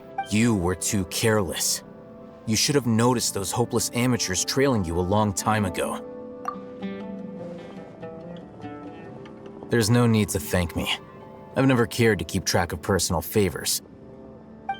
All I did was correct a mistake I happened to come across. It's a habit. You really gave Paimon a scare, Alhaitham. We never thought we'd run into you here. Last time we met at Port Ormos, didn't you say you were going back to the Akademiya? Wait, don't tell Paimon that you're here to take us back on their orders. Oh, so you've already landed yourselves on the Akademiya's hit list.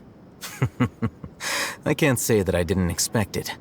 However, had I wished to turn you over to the Akademiya, don't you think you'd already be the Eremites' honored guests by now? Oh, right. You do have a point. I have no interest in running errands for that project. As a scholar, I've always belonged to the camp that promotes researcher autonomy. And these days, you're more fascinating than anything the sages can offer. Not quite. To tell you the truth, I'm still investigating the Divine Knowledge Capsule. Unfortunately, I've run into some difficulties. Everyone says the capsule originated in the desert and was eventually moved to Port Ormos. If I am to get to the bottom of this, which brings me back to you and why you're so interesting. The leader of Ain al-Ahmar used the Divine Knowledge Capsule right in front of you, and upon seeing him, your expression became perplexed, and you were lost in thought for quite some time. To have that kind of reaction, I think you must have realized something. Are you in— Alhaitham, you really have a ridiculous eye for detail. What kind of person even notices or remembers stuff like that? So that's your answer. Well, I do work for the Akademiya after all. But that does prove you do have some undisclosed information about the Divine Knowledge Capsule. Am I right? No matter. Rather than simply learning the answers from you, I'd still prefer to investigate on my own. Speaking of, you two— That's right! We have the same plan as you! But we don't really have any concrete goals at the moment. Then I'd suggest starting with Aru Village. It's the largest settlement in the desert, so it'll probably have more resources and intel than anywhere else. It's always better to travel with someone you know. Let's go!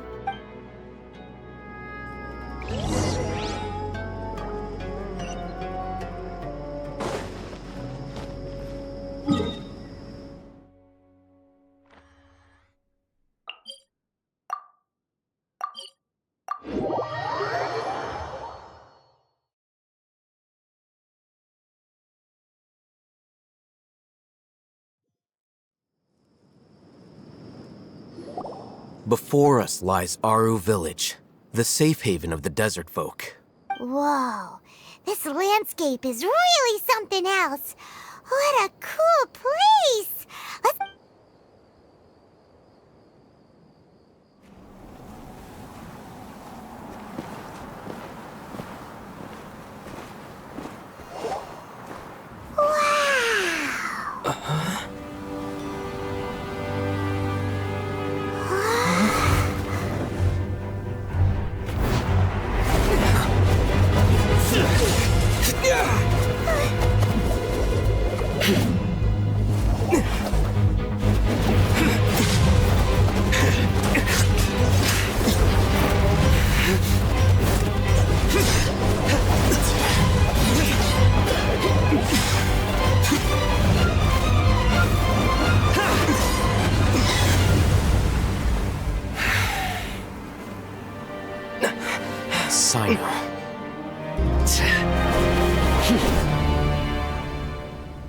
Unless my memory fails me, we have barely spoken 2 words to each other before now at the Akademiya.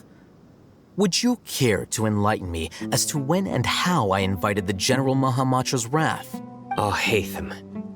Do not think you can escape my judgment just because you managed to escape my attack. Judgment? So that's how you'd characterize your actions here, is it? Or would elimination perhaps be a more accurate description? Had I used my full strength, not even this traveler would have been able to stop me. Though styled like an assassination, I sought only to ensure that my target would be unable to flee or resist. Seemed to me more like your own personal touch. Who is that, Al-Haytham? Did you call him General Mahamatra? Yes. General Mahamatra Sino, head of all the Matra at the Akademiya. You seem to have placed a lot of trust in Al-Haytham, to the point of blocking an attack for him. If I were you, I'd never choose to side with him. I wouldn't believe a single word that comes out of his mouth. I have been pursuing this scribe for a long time. I urge you, stand back and do not seek to defend him any longer. Otherwise, there— Has Al-Haytham done something wrong? Paimon doesn't think he's as bad as you've made him out to be. I won't waste my breath explaining things. Al-Haytham, I saw it during our fight. Take it out. The divine knowledge capsule you're hiding on your person. Unless you want me to retrieve it for myself. Very perceptive of you. Nothing escapes a Matra's senses. Wait, the divine knowledge capsule? Didn't it fall into the Matra's hands in Port Ormos? No wonder you speak with such confidence, Sino. But I must admit, I'm very curious. And why, as General Mahamatra of the Akademiya, are you— As far as I'm aware, the other Matra have been speculating about your disappearance. Have you been given a mission that's, let's say, morally dubious? If I was the real target of your mission, what was stopping you from simply using your authority and resources to judge me within the walls of the Akademiya? I should have known you'd be difficult to deal with. You two? Ugh! What you would do, Traveler? Paimon feels like we can't trust either of them! Ahem. Well, look at you two, acting all tough and self-righteous over there. Wait, Dia?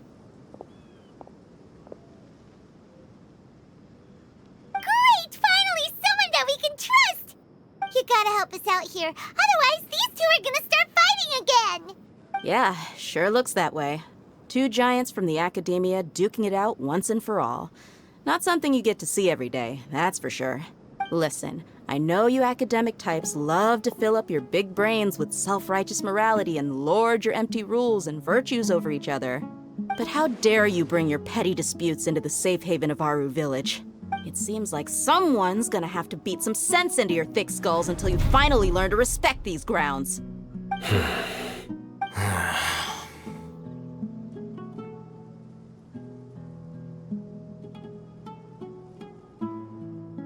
Hey, did either of you hear a word I just said? Whoa, what's going on? The wind's so strong. Is this a sandstorm? Paimon's gonna get blown away. Another sandstorm? What's up with these recently? Hey, all of you, over here, quickly! We have to take cover! Someone's calling for us. Oh, this wind is too strong. Let's get over there. That sounded like Candace. Come on, you two. Jeez, are all of you Akademiya folks such hard work? Move it! All right, stop yelling.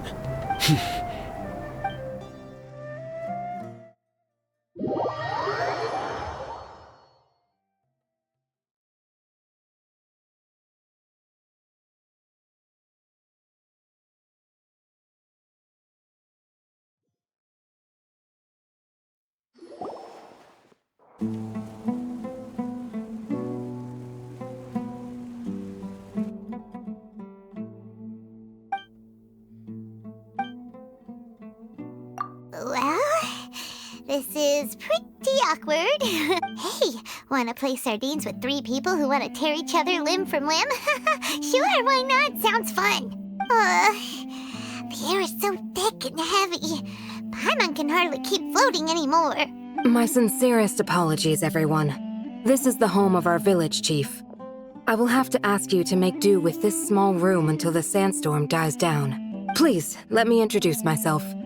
I am Candace, protector of Aru Village. Our savior has come at last! Nice to meet you, Candace. The name's Paimon. Thank you. There's no need to thank me. It's only right to help each other when the weather gets rough. Wow, she's so gentle and caring, like a nice older sister. Unlike those guys over there. All right, now that we're all better acquainted, we should return to the topic at hand. As a guardian charged with the responsibility to protect my fellow villagers from harm, I was observing your conflict from afar, and now that you have set foot within Aru Village itself, it is all the more my response. So please, have an honest and sincere conversation with one another, and put your hostile feelings to rest. If anyone dares to start anything again while they are under this roof, I will not hesitate to— on second thought, Paimon? And that goes for you too, Miss Dia. Do I make myself clear? All right, we got it, Candace. That's what I like to hear. So which of you will begin? I was supposed to be a mediator, but I might have gotten a little too involved just now. Wait, that was you trying to be a mediator? I have nothing to hide, so there's no shame in explaining myself. While Alhaitham wasn't wrong about the other Matra not knowing my whereabouts, it's not because I've been assigned a morally dubious mission. Rather, I've chosen to exile myself. Huh?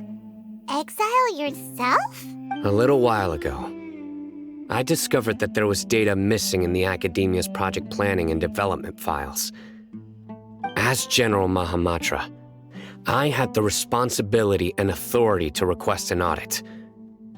However, to my surprise, the person responsible for the erroneous data was none other than Grand Sage Azar himself. I tried to investigate the issue myself before submitting a formal audit request, but I soon found that all leads and I began to realize that they were cautious of me from the very beginning. Unsurprisingly, the Grand Sage rejected my audit request as soon as the power of the General Mahamatra is granted by the sages. You have no right to judge us. So they really are up to no good. I realized then that to the Grand Sage, the Matra are nothing more than tools for the sages to assert and maintain their control over knowledge.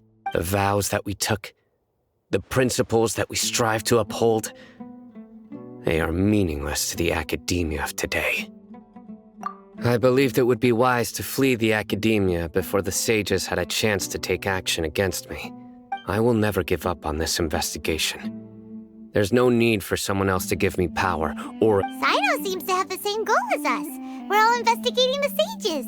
Plus, now that he's no longer the General Mahamatra, he somehow feels a lot less scary. Well, Sino, if that's your story, then why did you see Alhaitham as a target? When I was investigating the matter in the Akademiya, I overheard a conversation between Alhaitham and a sage. The sages asked you to investigate a blonde-haired traveler. Do you dispute this, Alhaitham? What? Like many parts of the project, this assignment was undocumented. Now throw in your suspicious behavior with a divine knowledge capsule, and I think we deserve an explanation. Yes. I was indeed tasked with investigating the traveler. Alhaitham! After all, the promised reward was so great that hardly any scholar could have refused. The sage told me, once you've completed this assignment... A most enticing offer. Unfortunately, those academics don't know me at all. Their words contained one key piece of information, namely that divine knowledge indeed exists. That gave me all I needed to know. From my perspective, the sages are far from trustworthy. Think about it. Isn't it a little strange they're so willing to share divine knowledge with anyone, even as a reward? So, I began my own investigation following the lead of the divine knowledge capsule.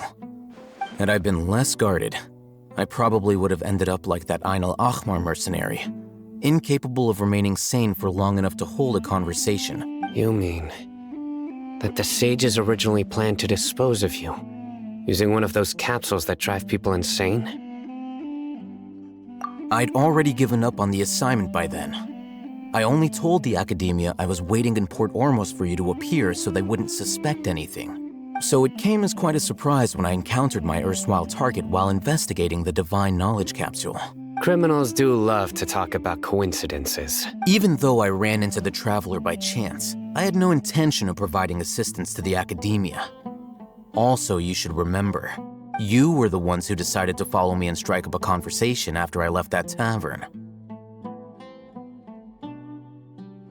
That's true.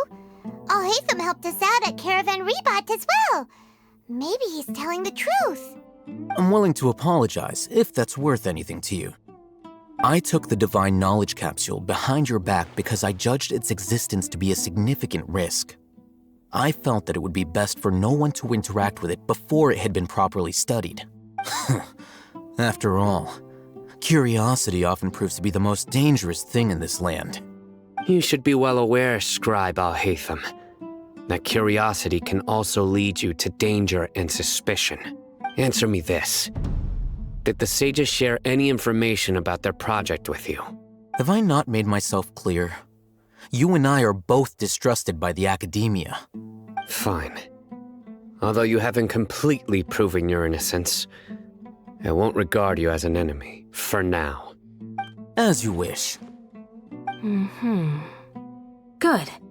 I'm glad to see you two clearing up your misunderstandings. And now you, Dia. I believe it's your turn. Oh, sorry. Whatever the boys were talking about must have been so boring that I spaced out. My situation is pretty straightforward. My employer, Dunyarzad of the Homayani family, is friends with the Traveler and is currently recovering from her illness at home. I had nothing going on, so I decided to return to Aru Village for a visit. I was actually looking forward to a pretty exciting time getting back together with everyone here. But then I saw these two random guys in the middle of a pointless argument, You ticked me off, and things went downhill from there. Is that all? Well, I will admit that definitely sounds like your style. In that case, welcome back, Dia. That's more like it. I missed you all so much, Candace. Whoa! What was that sound? No need to worry. Now that you're no longer at each other's throats, please, make yourselves at home. I'll take a quick trip outside. Creatures? In the sandstorm? Are you sure you don't want some backup? Fighting in a sandstorm is not for the faint-hearted. Anyone without extensive training in these Yeah, just leave him to Candace. Don't worry, she's as tough.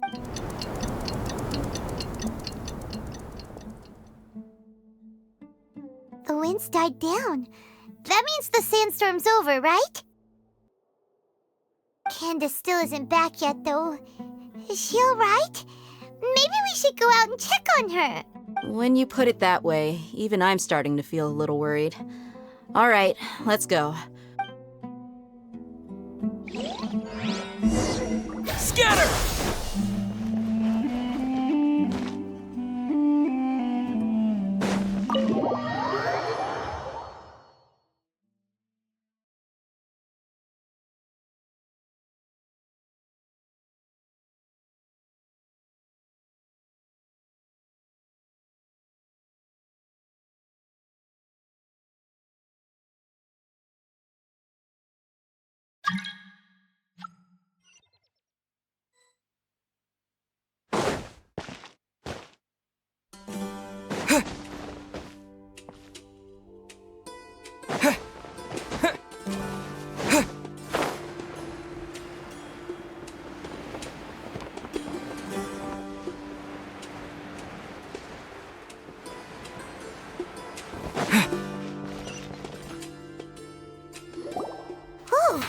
Candace, you're still fighting? You've been out here dealing with these creatures the entire time? Yes, they just keep coming in waves. I've lost count of how many I've defeated. Before I realized it, even the sandstorm had stopped. Ah! Here comes another wave! Leave this round to us. I got interrupted earlier, but now I have something to take my anger out on. It's been a while since I've seen the Flame Mane in action. I'll leave these to you then. I'll be sure to put on a good show. Let's go!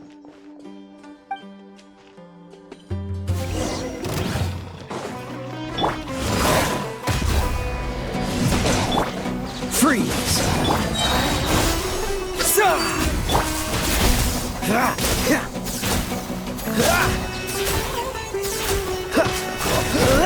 Cool it! Let the show begin.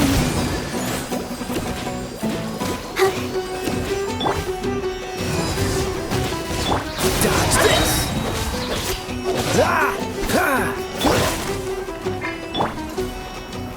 Freeze! Here comes another wave! When are they ever gonna let up?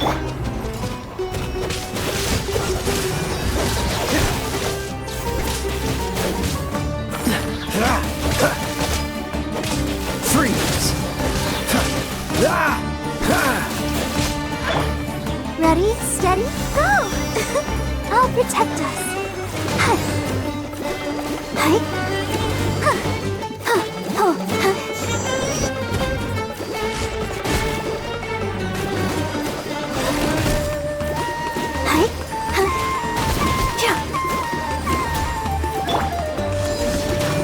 Dodge this!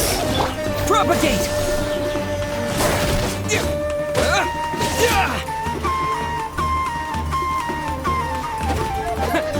Scatter! The creature stopped appearing. Was that the last of them? What we fought just now was probably the aftermath of the sandstorm. Well fought, everyone. No injuries, I hope. Huh? Who are you? My apologies.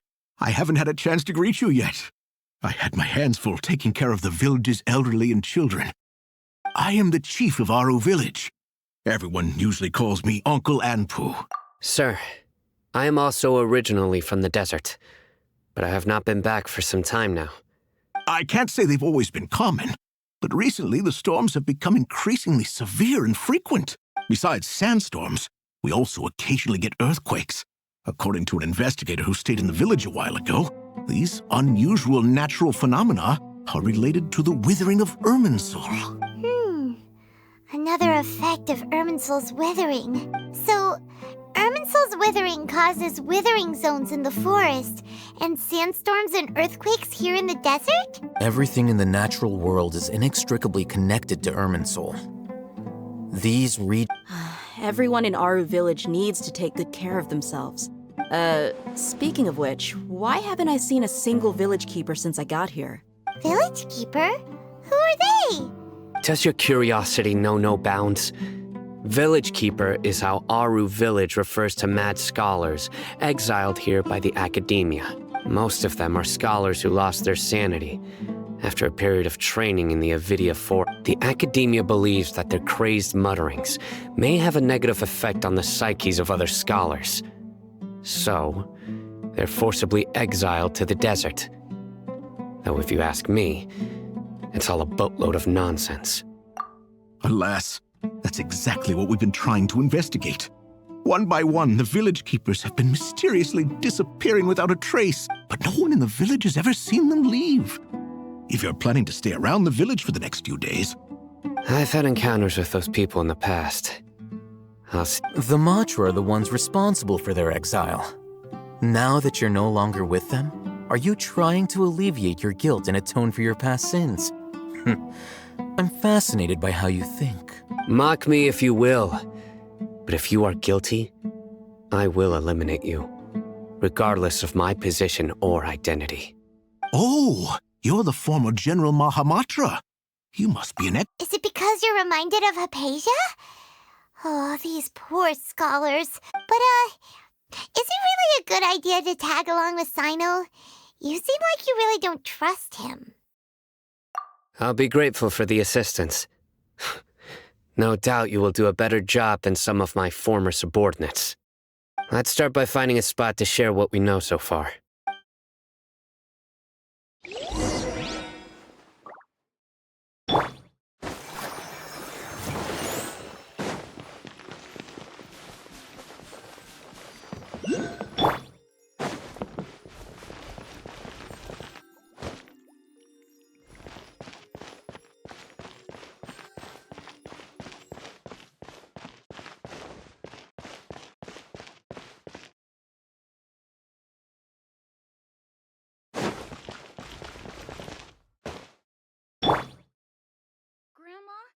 Is King Deshret really gonna come back from the dead?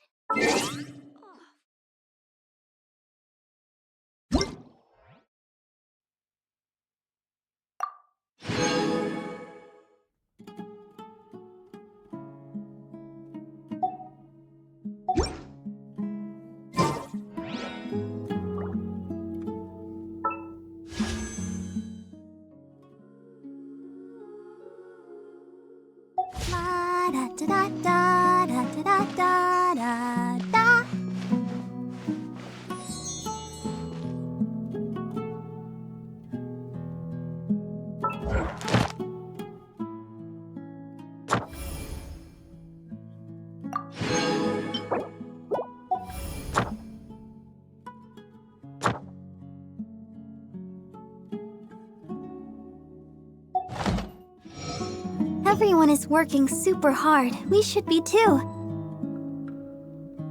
Grandma, is King Deshret really gonna come back from the dead?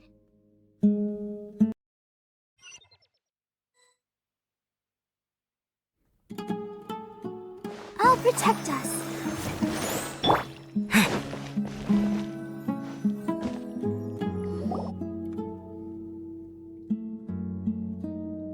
Although I've sent myself into exile, I'm still doing essentially the same things as before. Do you still have any questions for me before we start our investigation? One of my former subordinates told me that this title has its origins in a strange incident. The Akademiya has long exiled mad scholars to Aru Village. A mysterious phenomenon exists here. When mad scholars first arrive, they are as incoherent and deranged as before. Initially, the people of Aru village greatly resented having to take in the mad scholars. But a strange incident one night changed that. Aru village was struck by the strongest earthquake in living memory. Seeing buildings on the verge of collapse all around him, the then chief of the village was preparing to take everyone to safety. Suddenly, he noticed a mad scholar crouching in a corner, caressing the ground with his hands. A soft, green light radiated from him, like a divine glow against the backdrop of night. Despite the powerful tremors that ripped through the ground that night, all the houses remained upright, almost as if they had grown roots reaching deep into the ground. After that, the people of Aru village treated the mad scholars with greater kindness and began to refer to them as the village keepers. A soft green light? A mad scholar protecting Aru village? What do you make of it, Traveler? Paimon thinks so too. Actually, Sino, do you know if any of the mad scholars continued to wear their Akasha terminals at Aru village? In theory, they would continue wearing them so the Akademiya could still monitor their activities. With that said, the main Akasha system— Oh, no wonder! Everything makes sense then! Add in the fact that they calmed down— If you are able to draw a conclusion from this one story alone, then it appears you possess much more information than I do. So, what do you make of the story?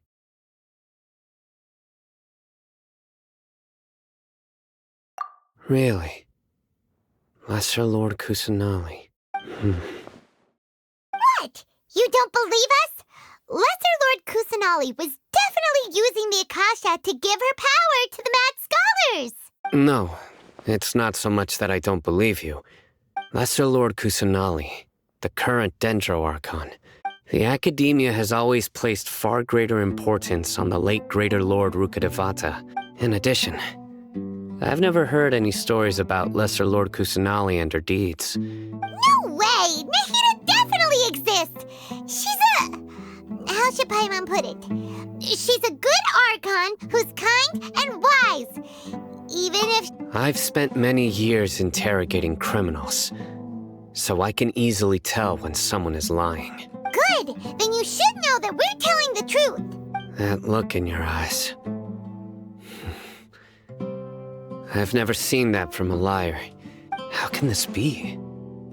To think, our Archon has been amongst us this entire time. Alright, now it's our turn to put our skills to good use for this investigation. But easier said than done, especially since we don't have any leads. Excuse me, are you here to help me find my grandpa? Huh? Who are you? By the sounds of it, a resident of this village. My name is Isak. You'll help me find my grandpa, right? Is your grandpa a mad scholar? Hey, don't say that. Grandpa is just Grandpa. The person you're referring to is not a local, yet you are. Grandpa is just Grandpa. I heard everything you said to the village chief. Please, you gotta— Ah, so you're the one who was eavesdropping on us around the village chief's— I was planning to go out and take care of whoever it was, but I had a— Whoa!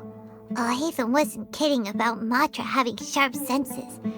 Sino, he's just a kid— Sorry, I was only listening in because I wanted to know where Grandpa went. Honest, if— All right. But first—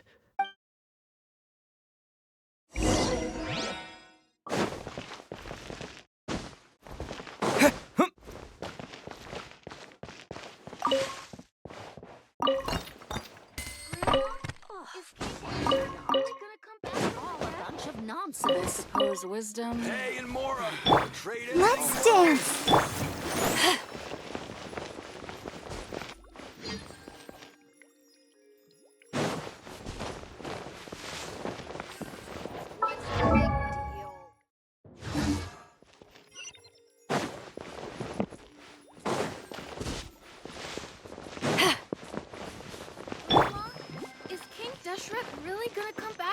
dead? Oh, of course not.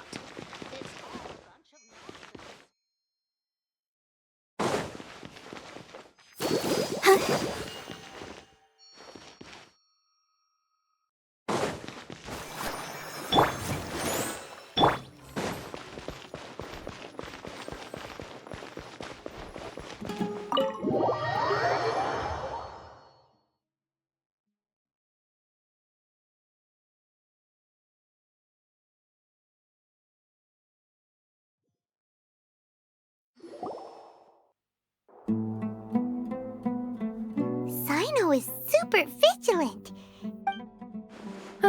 You're back already. We just wanted to confirm something with you. I had a feeling he'd go looking for— Huh? You knew this? Yes. Although he tried his best to stay hidden, Abyssosque's parents were both Eremite mercenaries who rarely returned to the village after finding employment in the city. Unfortunately, it was only a few years before his grandpa passed away. Abyssosque was still very young at the time. Later, an elderly mad scholar arrived in the village. Abyssosque thought the scholar bore a striking resemblance to his grandfather. However, the scholar was unkempt in appearance and incoherent in speech. One summer night, the oft mumbling and bumbling grandpa Grandpa walked up to Abyssosque and patted him on the head. He even took Abyssosque to the entrance of the village. The next morning, Abyssosque woke up and wanted to go find his grandpa again. It's said that those who saw the scholar claimed he no longer appeared to be crazy, but appeared to be living in his own world, almost as if he were sleepwalking. Abyssosque was thrilled that his grandpa was able to find peace, and would follow him all the time, asking him things like, "Grandpa..." All this somehow just makes Paimon feel really sad. Perhaps. Nearly everyone who lives in the desert. It's also my reason for fighting.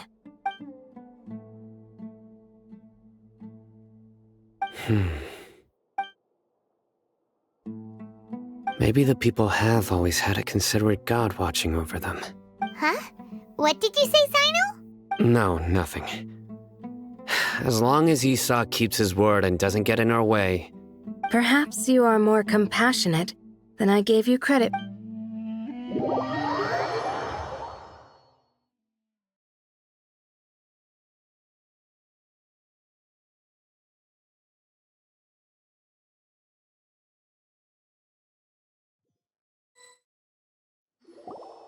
Hey, Abyssosque!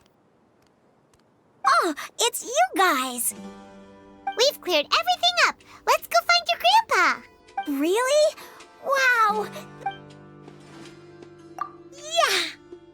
Alright. Let's ask the local residents some questions first.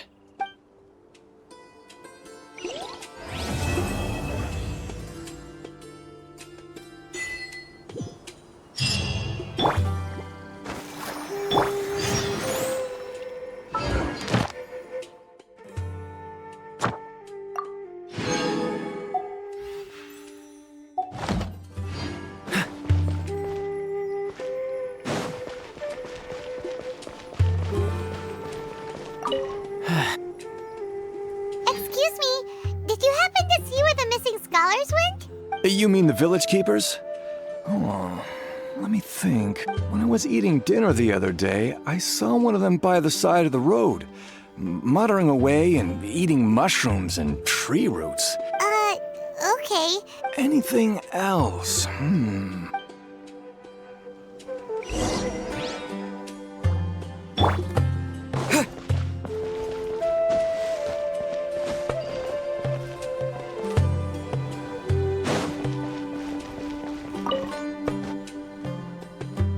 The scholars that have gone missing. Have you seen them? Those eyes. Those... Don't change the subject. Right. You were asking about the the mad scholars. I think it's been a few days since I last saw them, but honestly, I feel quite sympathetic towards them. Even though they... Do you also think Grandpa and the others are good people? Grandpa? Oh, hello there. It's little Isak. You mean that nice man? He was actually the one who protected my house. I saw it with my own eye. It still feels pretty surreal now that I think back on it. Well, whatever the case, I'll always be thankful to him and whoever taught him to look out for others. I'm pretty Gotcha! Thank you!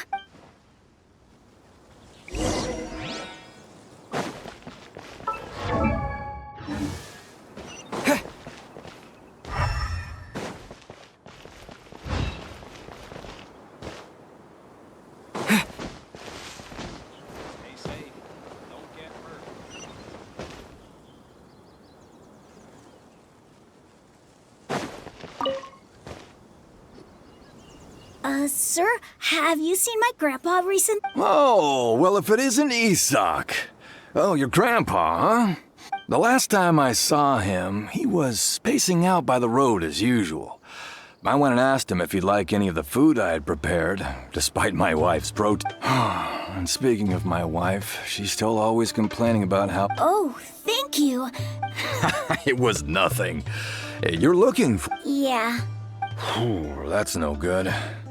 Well, I've known you since you were very young. So as far as I'm concerned, you're family.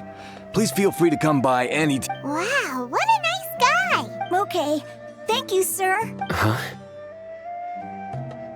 Don't say anything for now. Isak, stay here. Let's head over there. Stay quiet as you move.